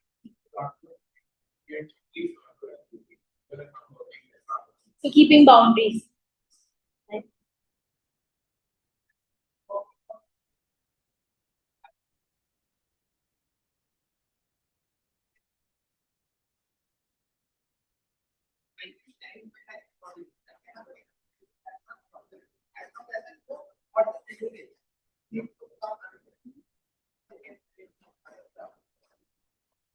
Anyone else? Yeah. For me, work-life balance means like what I have to do, I will do it in whether in 4 hours or in 2 hours. It depends on me. And then I will decide that what whether like my productivity is not simply about amount of time which I'm performing the task while I'm in the office. If I'm able to do the same task in 2 hours, then I must be rewarded for doing it in 2 hours and not punished for sitting there idle for 6 hours. I love this answer. We at least had never had a freedom to speak like this. Exactly. Demand like this. Couple my friends. So when I said earlier, this generation and the upcoming generation have a lot of advantages because they speak up, and also the other people, their managers, they're open to listen. People coming up with so many years of experience are having more than 2 decades of experience around that. Ma'am having more than 2 decades of experience. The important thing is that they're open to listen, they're open to understand the newer generation, but it was not like that before. Coming back to the topic work-life balance, I think for me, what you said is very correct. I believe you should not have certain timelines that you need to do this in this time, and but according to me, the biggest advantage of having work-life balance is your own personal life, your family, and giving time for yourself, which is being neglected in a lot of ways. But to avoid that, I think there are two very important things. First is set boundaries. You do need to set boundaries with your co-workers, your manager, and you can only do that when you can have open communication with your team. Because if you cannot speak about it openly, when you cannot discuss how can you manage your things, your project, your programs, then having not having clear expectation from each other, from your employer and yourself, that is the bridge that you would need to build. And I think that's very important to have in work life balance. So when you start working, make sure that you are discussing very openly with your team, your manager, and you both have clear expectations. There will be times when we do have to work a lot because of some certain projects, but that I think in most of the companies, when you have such expectations from your team, they also understand that when the project gets over, you do get time for yourself. So make sure that, like, you're giving your 100%, but also making time for yourself and having an open communication and clear expectation with your team. So I'll go with the work-life balance first, so in continuation, and then probably speak about AI. So for me, work-life balance expression is correct. It should be life-work balance, don't you think? First comes life, right? Tomorrow, if I die, do you think I'm irreplaceable? 2 दिन में 10 point लाके खड़ा कर देंगे हम. Better ones. So first priority should be life, right? And then comes work, and then it should be a balance of both, right? So focus on yourself, my friends, right? So I meet a lot of people who are really successful, but no life. Divorcee hai, dur hai, akela hai. What kind of a life that is? Maybe you're successful, you've got all the richness you need. You know, you're eating fancy, you're traveling fancy, you're wearing fancy.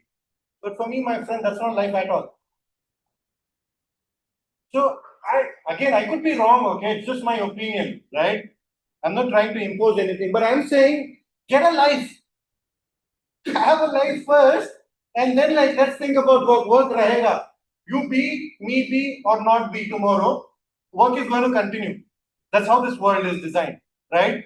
But I, as an individual, need to focus on myself, my family, my immediate, whatever, right?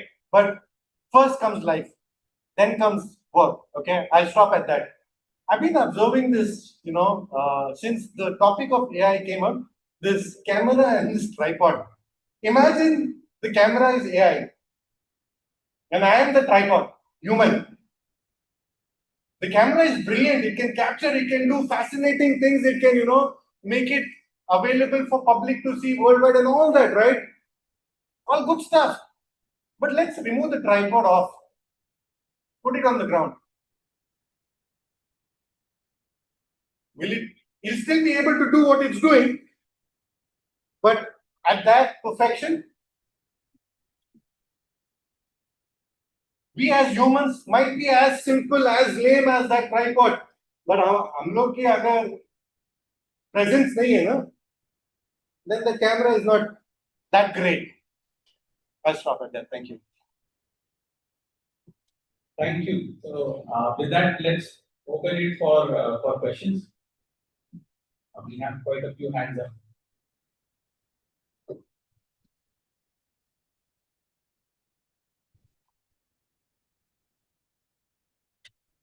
Hi, Steve. My name is Rehan Abbasi. I am first year student at Kashipur.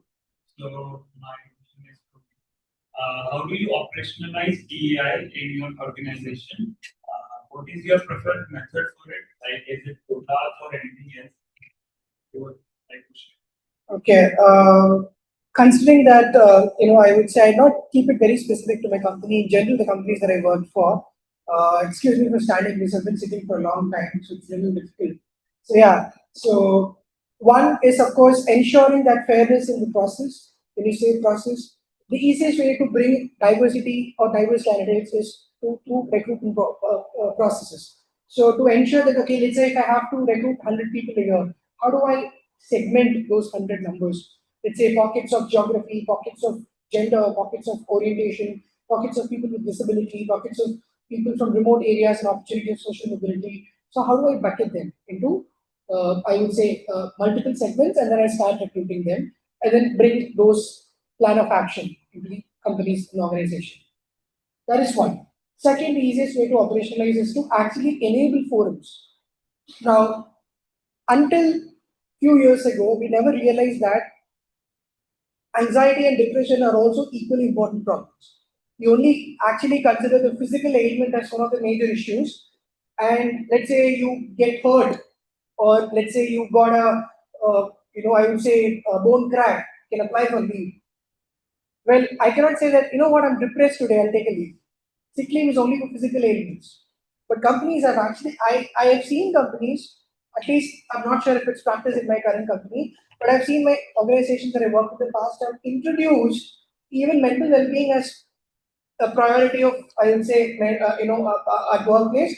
And sick leave means that if you're not mentally well, is also be considered, but it cannot be the way that, okay, every day you feel like, oh, आज काम करने का mood नहीं है, so I'll apply for, I'm depressed, I'm anxious, and then I'll take a leave. Doesn't work that way. You have special, I'd say, the specific number of leaves calculated accordingly. I mean, these are ways that you can easily operate conditions. Second is making sure that, as I said, being inclusive thoughts, right? Ensuring, until few years ago, we never had a washroom for gender neutral people. Right? It was only male washroom and female washroom. We never had washroom for gender neutral people. Right? I do not consider myself either a man or woman. Where do I use? Which washroom I should use? Right? And one brilliant thing that I've seen, I was in the Singapore airport in a terminal, and the flight got delayed. So I was just roaming the airport. Singapore airport is the best airport to actually explore. So I was just roaming there. I've always in my life, I've ever always seen that there are baby care room, right? And there are images. The images are generally a female holding a baby, right? Or a female bending down to serve the baby. That is how the pictures are. And in that, I have seen two rooms. One, a female serving a baby, an icon. A male serving a baby, an icon. And that's exactly how inclusion comes in, right? There is no such need for them to actually depict that. It's not mandatory, but they actually ensure that, what, this is exactly how you preach. This is how you exactly educate, and that's exactly is called inclusion. Ensuring that when you're actually making a decision, it is not for the assumed set of people. This is how people are, this is how it is. You need to understand the various backgrounds that I have, the various diversities that I have, and ensuring that, okay, I am. So, for example, before COVID, I always have seen prayer rooms for only specific communities. But now people have started renaming that as multi-faith room. Because I need to address each and every community that works for me, every religion that people believe in my company, right? And that's exactly inclusion starts coming up. I think these are ways that you can operate. The operation, I mean, it's an easy task. The operation actually starts from here. How do you think inclusive of people that work in your company? How do you think people are coming together, though from different backgrounds, and how do we make them actually feel inclusive? Right? You're launching a process. Would this process be actually applicable to all sets of people I have, all backgrounds of people I have? And that's exactly where the operation starts for any DI standard and approach. I think that answers your question.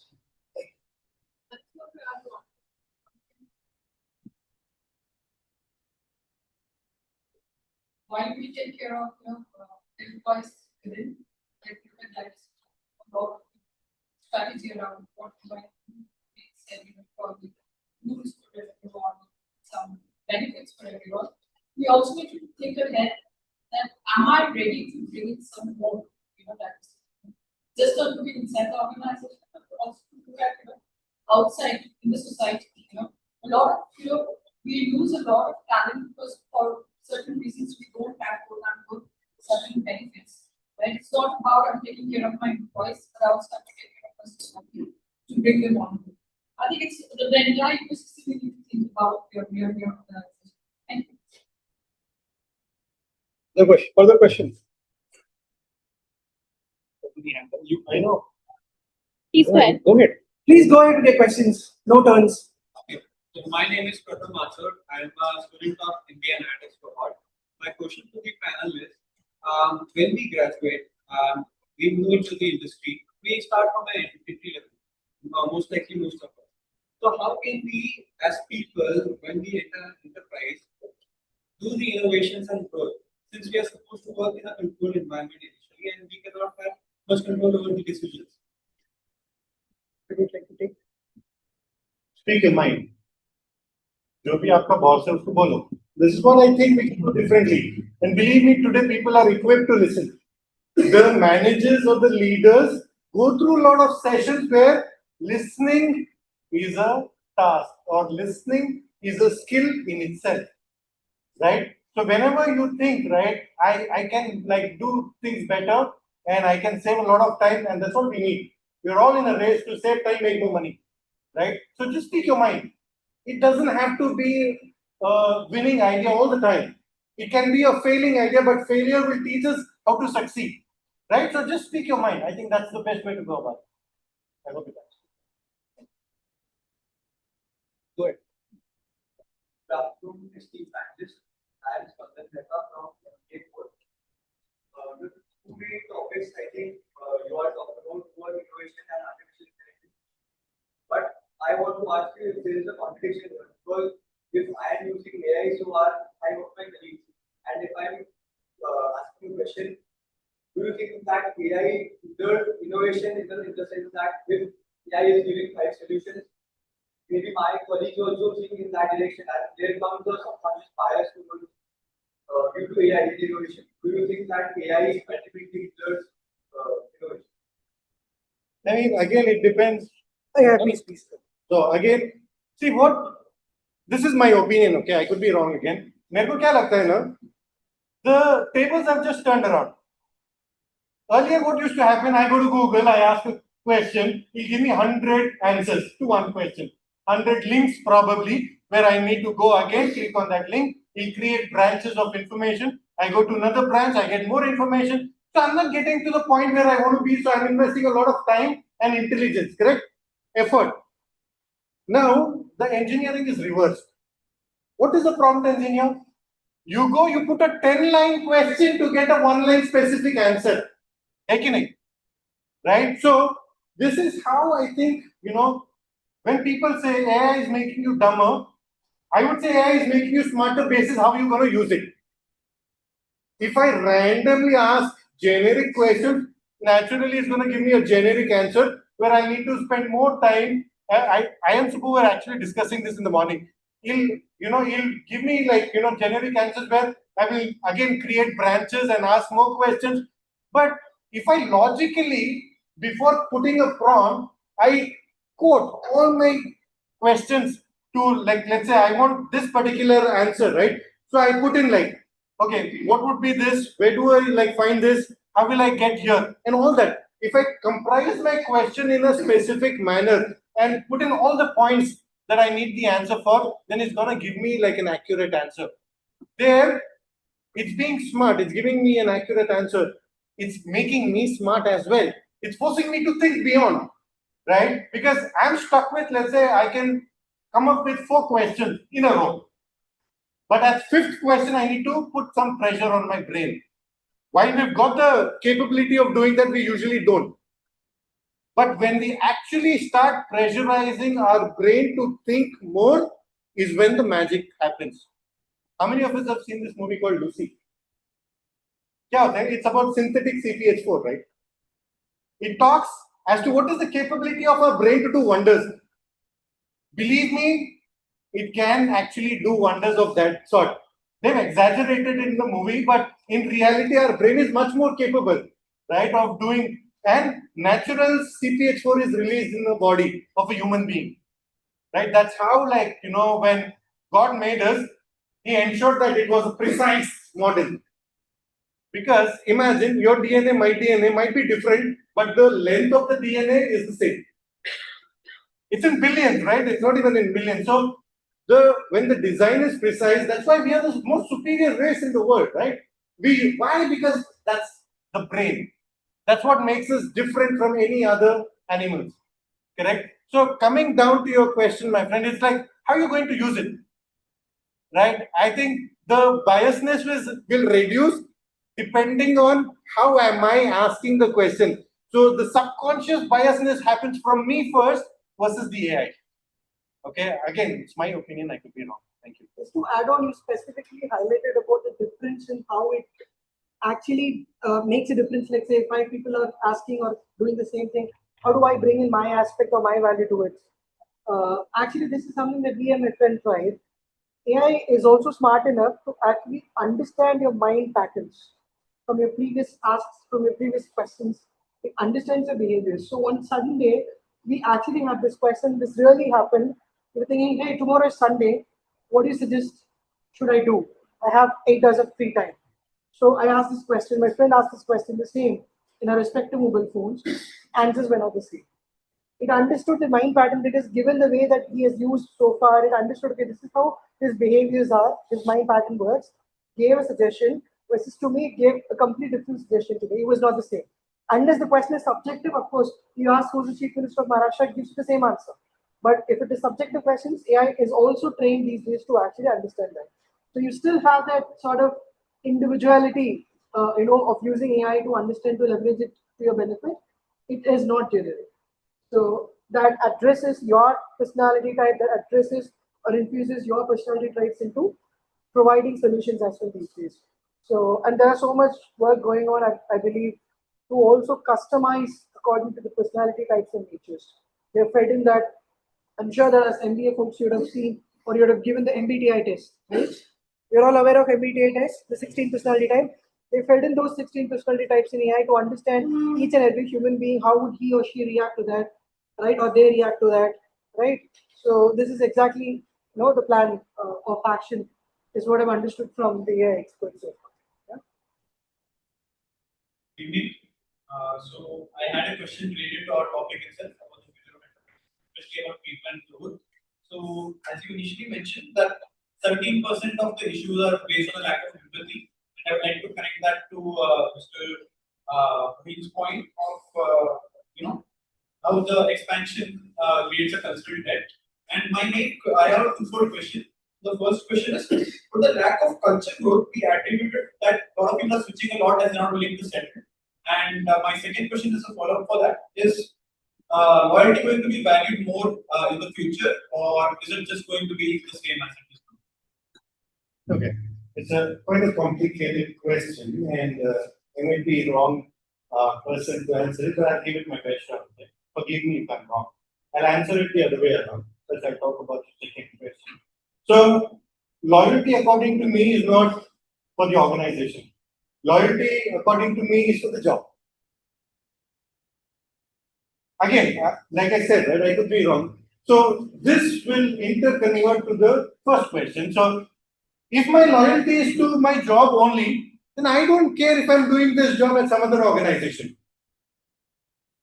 Maybe that, from an organization standpoint, you're looking like, I'm not stable, right? I'm a person who's like jumping around and all that. But for me, I'm thinking from my perspective that I love what I do. I'm in people's business, and I want to ensure that I've got the right and freedom to express my ideas, my thoughts, and how I work.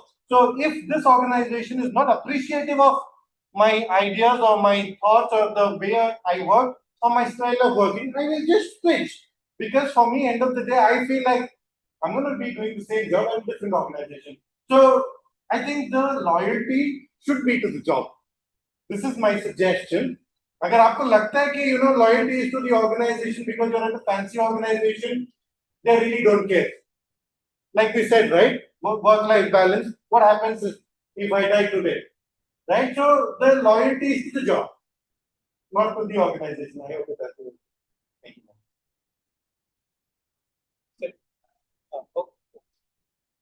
Good evening, student and so my name is Akshit. I am BA core first year student, but my earlier background was of AI engineering. So as you said that you introduced suppose GitHub pilot for 100 of the software engineers. I know that software engineers know how to evaluate the programs they are making. But as an organization, how are you evaluating? Your question was saying that how are you evaluating their performance? So what are the steps which you are implementing or you are doing? And same is for Pratiksha also, you are also in HCL Software. So how you are also doing the same thing. How are you evaluating the performance of individuals, whether their performance has increased with the help of AI or was it same? And does the cost of that implementing AI is the same, or if I could have hired another person at the same amount of? Before you answer the question, we'll have two questions from two questions from this side and then two questions from this side, just to maintain fairness. Please go ahead. You are an AI engineer, my friend, so you'll understand the concept better, much better than I do. So we've got so let's say the team has invested in 100 licenses, right? So naturally they're gonna keep a track of how it's being utilized because good tokenization ka system hai. So the faster the tokens get exhausted, they're able to predict what is the pattern of the usage and is it healthy or is it being productive in or people are just randomly using it. And that's one, right? The point number two is what is the output? So let's say tokens are exhausted, whatever, we need to buy the tokens again and invest more. But from the exhaustion of the first set of tokens, what have we bought in? So is there enough R&D that was done leveraging the tokens that were given, or has a product been built or something? And what are the levels that we are at of the usage? Now this obviously cannot be done by an HR. So there'll be assigned people to measure the quality and the quantity of both. And I think that's how they will be able to identify, is it really helping or is it making us go just following a pattern of another organization just to show that we are also an AI enabled organization, or are we really leveraging it to a beneficial cause? So I think that's how they'll measure it. You had a follow-up question also. Go ahead. मैंने confuse कर दिया क्या? मेरे को ना मैं sales में था before you asked me question. The trick was convince or confuse. The thing is the organization thing which you mentioned, Meta has implemented this thing. First of all, the person who utilized more number of tokens is giving us more productive answers. Not really. Because it was first enabled by them, but later on, as soon as they fired some engineer, then they realized that their mistake, and now because of their thing, many of the companies copied that. But that is not the correct metrics to. Exactly. Right? Yeah, that is not the correct metrics to. नहीं, logically अगर आप सोचोगे तो you think, right? Am I really using it for the right purpose? Ethics plays a very important role again, right? Now I may be using it to show people that I'm doing a lot of research, but it not relatably relate to what I'm researching on, right? Again, is it specific targeted at my goal, or is it deviating? Because in research, this is a very common, okay, and maybe he can back me up here. When you're doing research, right, there's so many times you get sidelined. You're trying to do something you find something, your focus shifts, right? So we really need to ask, are we headed in the right direction? And am I taking accurate pauses to analyze at every point if I have is my next step going to be the right one? I'm not sure if you're able to relate to what I'm saying, but at every stage I need to pause and ask is my direction correct so far, and the next step that I'll be taking, is it going to be like in the right direction or not? So I think that's where like we need to like ponder upon. You had a question for Pratiksha as well? I had the same question, like how HCL Software is evaluating people on the basis of like how they are using AI, are they beneficial, and is the cost of implementing AI and hiring a junior engineer, what is the break-even point like? We can say. I cannot specifically answer for my company where I work, but I would definitely say that whenever a company implements AI and the licenses, they don't actually look at how many licenses are used per person, per engineer, but they actually want to see how have you performed using all that. If it is actually required or not. Your performance is not really evaluated in terms of the number of licenses that you might have used or the tokens that you might have used, but more of how is your performance based on that particular area or particular project. So don't actually align yourself how is your performance going to be in terms of AI, but try to generate more of the output and more humanize it more. Try to generate you will use. So we have a lot of products, right? It's a software have a lot of products. We use AI. We have AI in most of the products, and we are building that up. We are expanding it more. But we never look at an engineer and see, hey, this person have used more AI, or how is this person using AI to do his work. But we would want to focus more on what is the value creation that you're doing. Is your output more humanized or not? Are you actually able to understand what is the client's or customer's needs? So I think it's always most of the times it's the traditional ways that we forget nowadays. Initially, we always felt like, are we providing the correct things to our clients or customers? It's exactly the same thing as of now, but with the help of AI.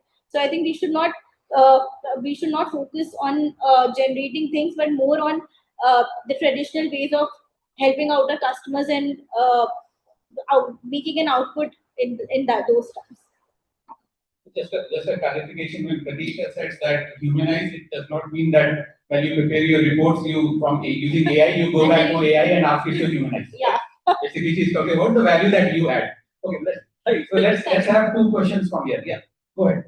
Evening panelist, I'm listening as money from Kashipur, and my question is to sir. Sir, you Don't target bana rahe bhai. Kya galat kiya? I'm kidding. Sorry. You talked about transformation. Transformation is not same as transitions which we see on the reels. So talking about transitions, there are challenges which we face while we are transforming, and like we can say global shocks are there and other shocks are there. So as an organization, how do we deal with the transformation and what are the approaches to it? So the approach is like pretty simple, right? So I can't expect the transformation to happen immediately, right? Now, let's say we chart out a plan for the transformation as to this is how the strategy is for us to be this kind of an organization tomorrow, right? Now, there'll be a lot of teething issues. I'm not sure if you understand the term. So when like any pilot happens, right? जो भी नया process आप डालते हो, like you pick up a new project or something, so you run a pilot to it, and you like try to analyze and understand like how many issues have happened and how can we like better it, correct? Now with that happening, there is a lot of teething issues, and that's when your observers play a lot of important roles. So when you can understand like, okay, this is where we failed at today, how can we better it to not fail at it tomorrow? And how do we like groom our people to ensure that this was like one of the challenges that we face today. Tomorrow we've addressed that challenge and it should not be a repetitive challenge. I think that's where like transformation will grow. If we are doing the same thing again and if it's not addressed, I think we are lacking and we are stuck at the same point and we're not progressing. So the key factor to transformation is like you already mentioned in your question, how do you address your challenge, right? Because if my challenge is addressed right, then I don't think it should be a challenge tomorrow. And then we got to maneuver from there and make sure like things are progressing from there on. I hope it answers you. Thank you. Second question. Yeah, please go.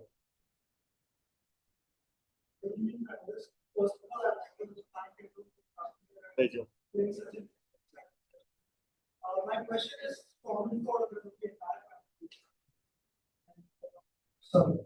so the question is, what is the most common mistake that you've observed an organization make when managing talent?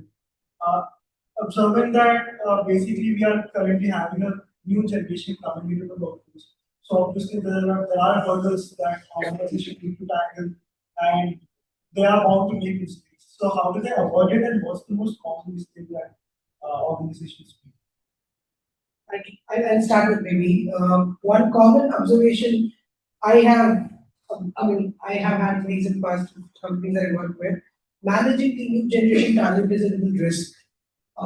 Most of the organizations have customized or will have defined policies and processes very much. Let's say if I talk about any people process or a people policy that only talks about an imagination of what actually a normal standardized and traditional people mindset work and make policies accordingly. But companies have already started investing in how do we actually make or customized policies. When one side is debating that how can we have policies customized? Policies are rules are standard, rules cannot be customized. But again, there comes the point. Now, if I talk about the benefits packaging, many companies do provide, right? Say, for example, it's a very interesting thing that I've observed in a previous company where they have customized the benefit package. Irrespective of anybody who joins the company, the benefit remains the same. Right? X amount of insurance, X amount of this, Y amount of for policies and benefits, and so on. So what they have done, interesting, was to understand the age group and the needs of these employees and generational differences, and then customize the packaging accordingly. Let's say for somebody who is senior leader, must be definitely from the 90s and the early 90s, what he would need as benefit packaging with more interest put towards securities, life insurance, health systems, so things like that. So we had, instead of giving all employees the same packaging of, let's say you are eligible for X amount of reimbursements if something happens on health terms. And let's say 7 lakhs is the maximum cap. We've adjusted the cap accordingly. Now it's not a standard policy anymore based on that, because a need of health services for a very senior level employee who is in the midst of retirement would be higher than any random younger generation employee that would actually opt for. So customizing it accordingly. Another benefit is for all the new generation employees so we have this called there are flexi basket. Flexi basket is basically that apart from your compensation, there are some funds that you can dedicate, mobile reimbursement, cash flow reimbursements, petrol reimbursements, and so on. You can claim that your food benefits, Sodexo card benefits, food coupons, and so on. So we have introduced flexible basket options. Like there are multiple options that you can opt in when you join a company. For example, I have opted for entertainment expenses. So where I'm given 3,000 every month, which I can use as, let's say, a Swiggy coupon or make my trip coupon or a book my show or book a movie ticket or anything like that. I can use those coins and coupons that way. So I think organizations are in the very nasal initial stage to rethink how could we mend rules basis the generations, and that's important. Dress code policy is one common observation that many people have got. At least before COVID, the companies that I worked for have always insisted to come as on formals. There are companies that I remember, I don't want to name, they do the nail cut check if they are proper, all that they've gone to that extent, like a military camp or a military training, well groomed, beard, or something like that. Right now, people have started accepting that, right?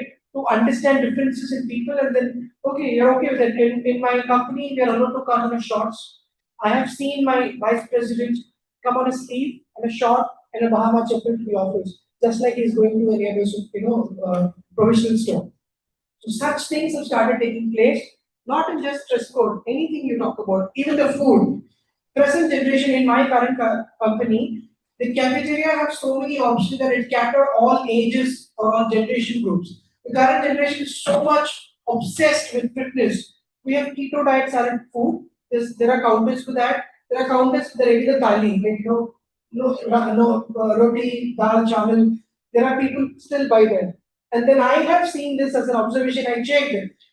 What sort of age group do mostly come to your counter? They actually sit there. So the traditional counter thali is being sold to people of the age group of 35 or 40 and above. And mostly people prefer, the younger generation prefer coming to the keto salad group, and then there are multiple salad options. Pick your own salad, pick your own salad options, and like that. Right? I think these are things. I never see gyms. Back in those days, organizations are investing on building that. People are actually having multi-fitness stores and multi-fitness outlets and I would say gyms inside the office premises. I think these are I think say initiatives that companies are taking to ensure that address the generational gaps and how could we actually be very inclusive to actually address all sort of generations available. Yeah. Two questions from this area. Who's asked? Last, go ahead. Okay, so I had a question about the three main topics: people, innovation, and growth. You still have questions about it? Effectively prioritize this. Like you said that people are the backbone or the tripod, but that does not automatically mean innovation or growth will happen. So how to effectively allocate the resources to each sector and make sure each of them are getting enough?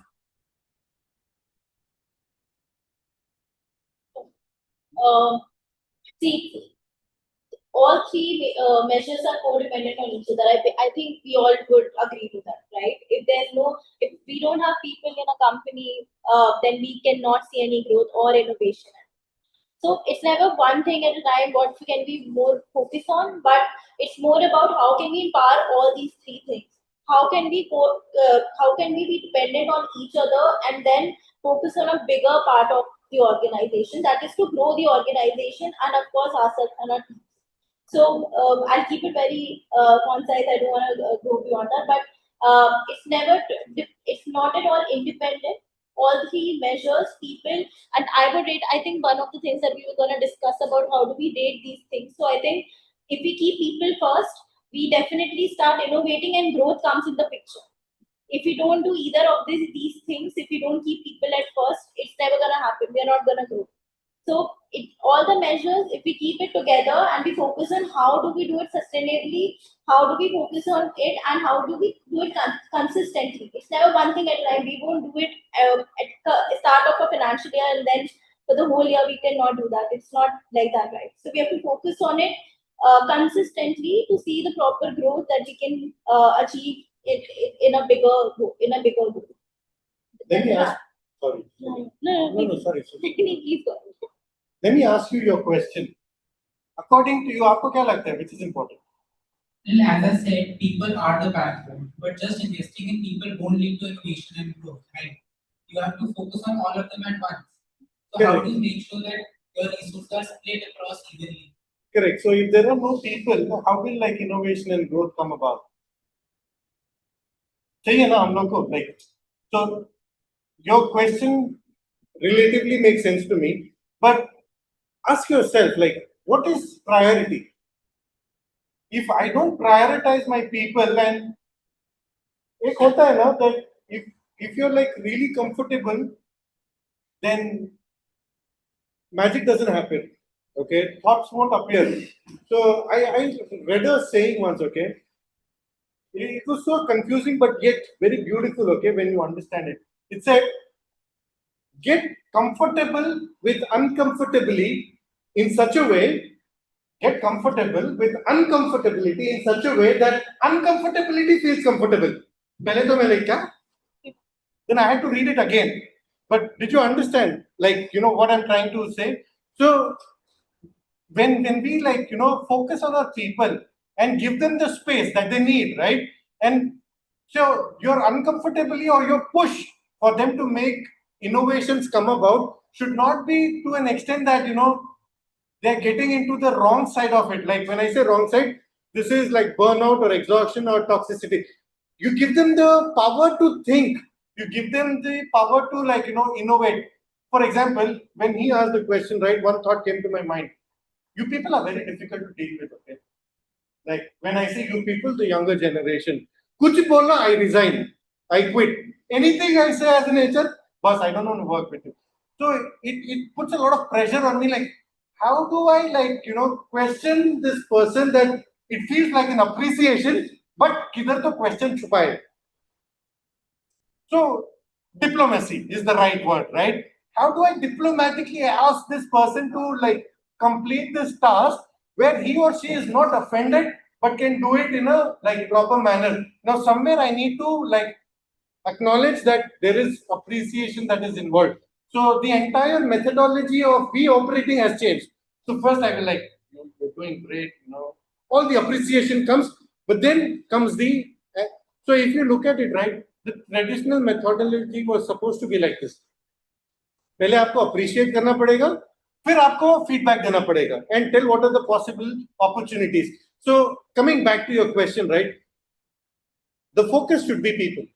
Right? If the people are not at their contentment, I don't think innovation will happen. Now the contentment again is not what I mentioned earlier, which is being comfortable.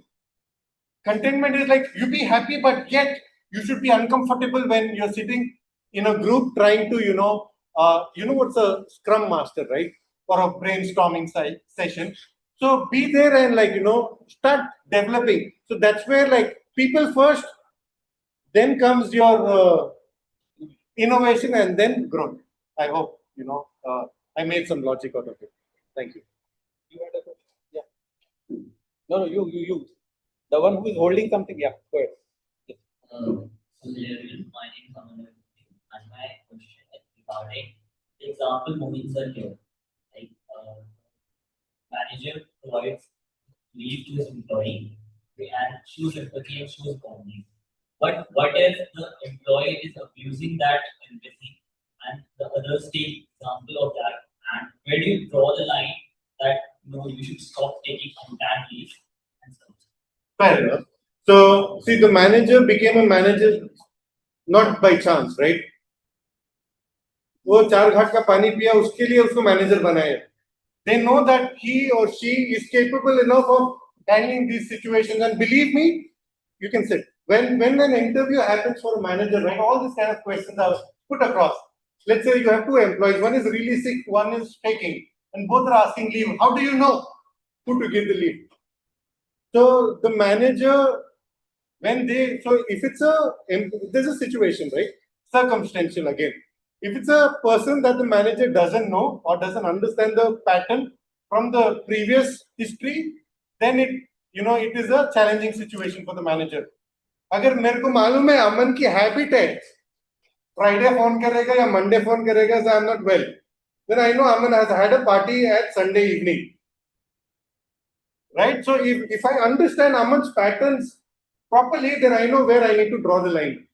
Like, bhai Aman, first half le le, I know, you're feeling not very okay. Second half, काम कर ले. So Aman also is sorted. ठीक है, चल आधा दिन तो मिल गया. So I as a manager need to know my people, right? And when I know my people well, I can draw the line. And if it's a new employee, again circumstantial, the circumstance too, if I don't know, then I'm in a very difficult position because I cannot judge. And if I make a wrong judgment, then the onus is on me. So I will need to ensure that I provide that leave. Again, it cannot be a pattern for a very long time because I'll identify and I'll be able to catch. I hope it answers your question, Aman. Thank you. Thank you. Now, I think with that we have to close the Q&A session. Unfortunately, because we are falling short of time. It has been a really insightful and fun panel discussion. That's at least my thought. I go back with a lot of insights from all 3 of you, and of course the questions that the students raised and the insight that came by answering those questions, they were also wonderful. I'm sure you would be getting a lot of contact requests from the students. I'm sure they also would have enjoyed this particular panel session. In fact, you will be getting LinkedIn contact requests from me as well. So shall we wrap it up with that? So over to you. Thank you. Thank you so much, sir. So we echo everything that Mr. Abbasi just mentioned. It was a wonderful session and very insightful answers to all the inquisitive minds that we have. As we conclude the second edition of Sangam, We extend our heartfelt gratitude to everyone who made this session on the future of enterprise, people, innovation, and growth a resounding success. We extend our heartfelt gratitude to our esteemed panelists. Ms. Pratiksha Gupta, you reminded us that ownership is a mindset beyond degrees and that both individuals and organizations must continuously learn and adapt. Mr. Subramaniam S., your inspiring thoughts helped us get clarity on empathy-led transformation and the vital importance of fostering true multidimensional diversity. Mr. Mohin Mohammed, your emphasis on the people-first approach and on building trust clarified by avoiding cultural debt is key to a sustainable growth. A special thanks to Professor Rehan Abbasi for moderating today's session so brilliantly and steering such a meaningful conversation by talking about how inclusiveness and diversity is crucially important in decision making.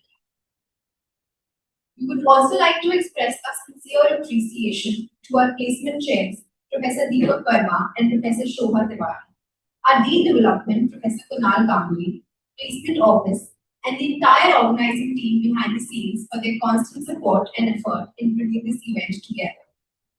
Finally, a big thank you to all our students for your energetic presence, wonderful engagement, and active participation throughout the session. We would like to request Professor Shobha Tiwari, Chair Placements, to present a token of gratitude to Ms. Pratiksha Gupta.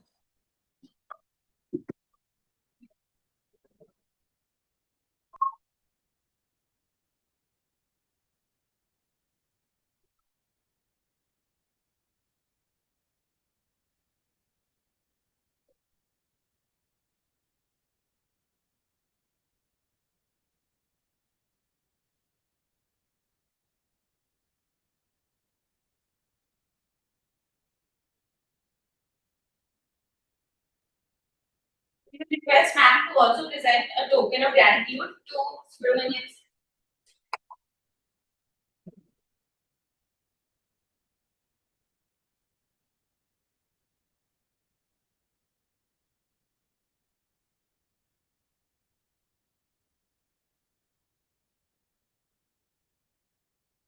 We now request Professor Deepak Verma, Chair Placements, to present a token of gratitude to Mr. Mohin Mohammed.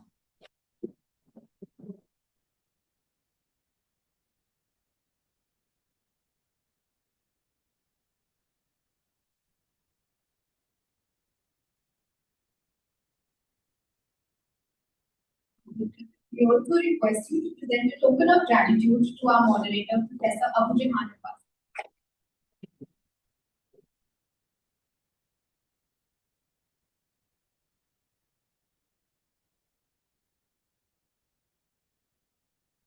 Before we wind up, did you enjoy the panel discussion really?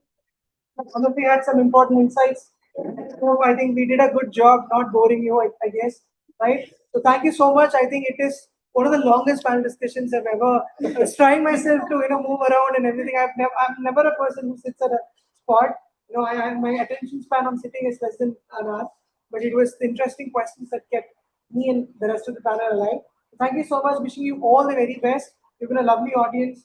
Your insights were very good because your questions were not some random questions. It's not some pre-prepared questions, I'd say. It was very much to the spot on what we've discussed in the panel. So appreciate that time of patience and listening to listening keen to the conversation and building questions out of it. That shows your empathy towards speakers. That shows your attention to detail. That shows your productivity and as well sincere approach towards dealing things. So wishing you all the best. Thanks once again. Let's close this with the energetic hi. Hi. Thank you. You can also ask a final question. How many times did I say hi? That's for you. Oh, yeah. I would like to thank all the students, the committee member, and coordinating such a wonderful event. Your faculty members and placement team, thank you everyone, and to my co-panels. It has been a great experience, and thank you for being so attentive and curious. And I really hope you all had a really good time in your MBA and for your placements as well. All the best to all of you. We're here for a while. If you have any questions or you just want to connect, then we would love to do that. Thank you so much. I'm forced to now. So thank you and all the best. Thank you so much. Bye.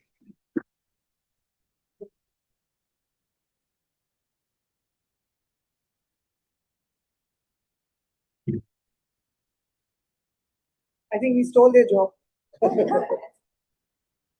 Adding to what all our panelists just said, as we bring Sangam to a close, let's not mark this as an end, but rather the beginning of more such thought-provoking conversations and lasting collaborations. Thank you once again for making this gathering truly meaningful. We wish everyone a great evening. Thank you. Thank you.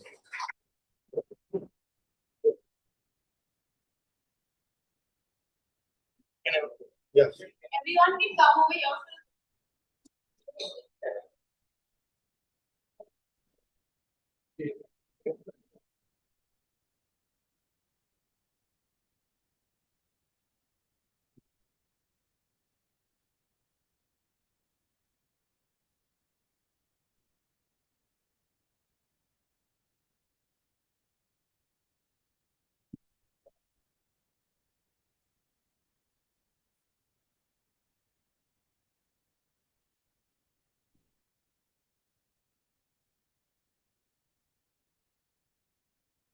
Now, before we can say,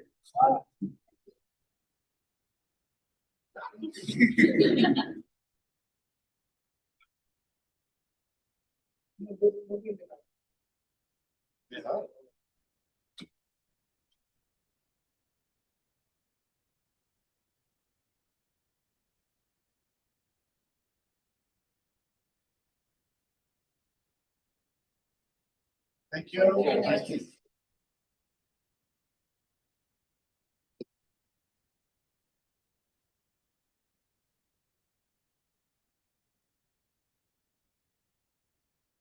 Everything that we understand.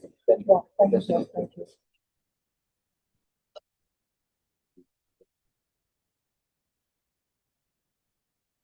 Well,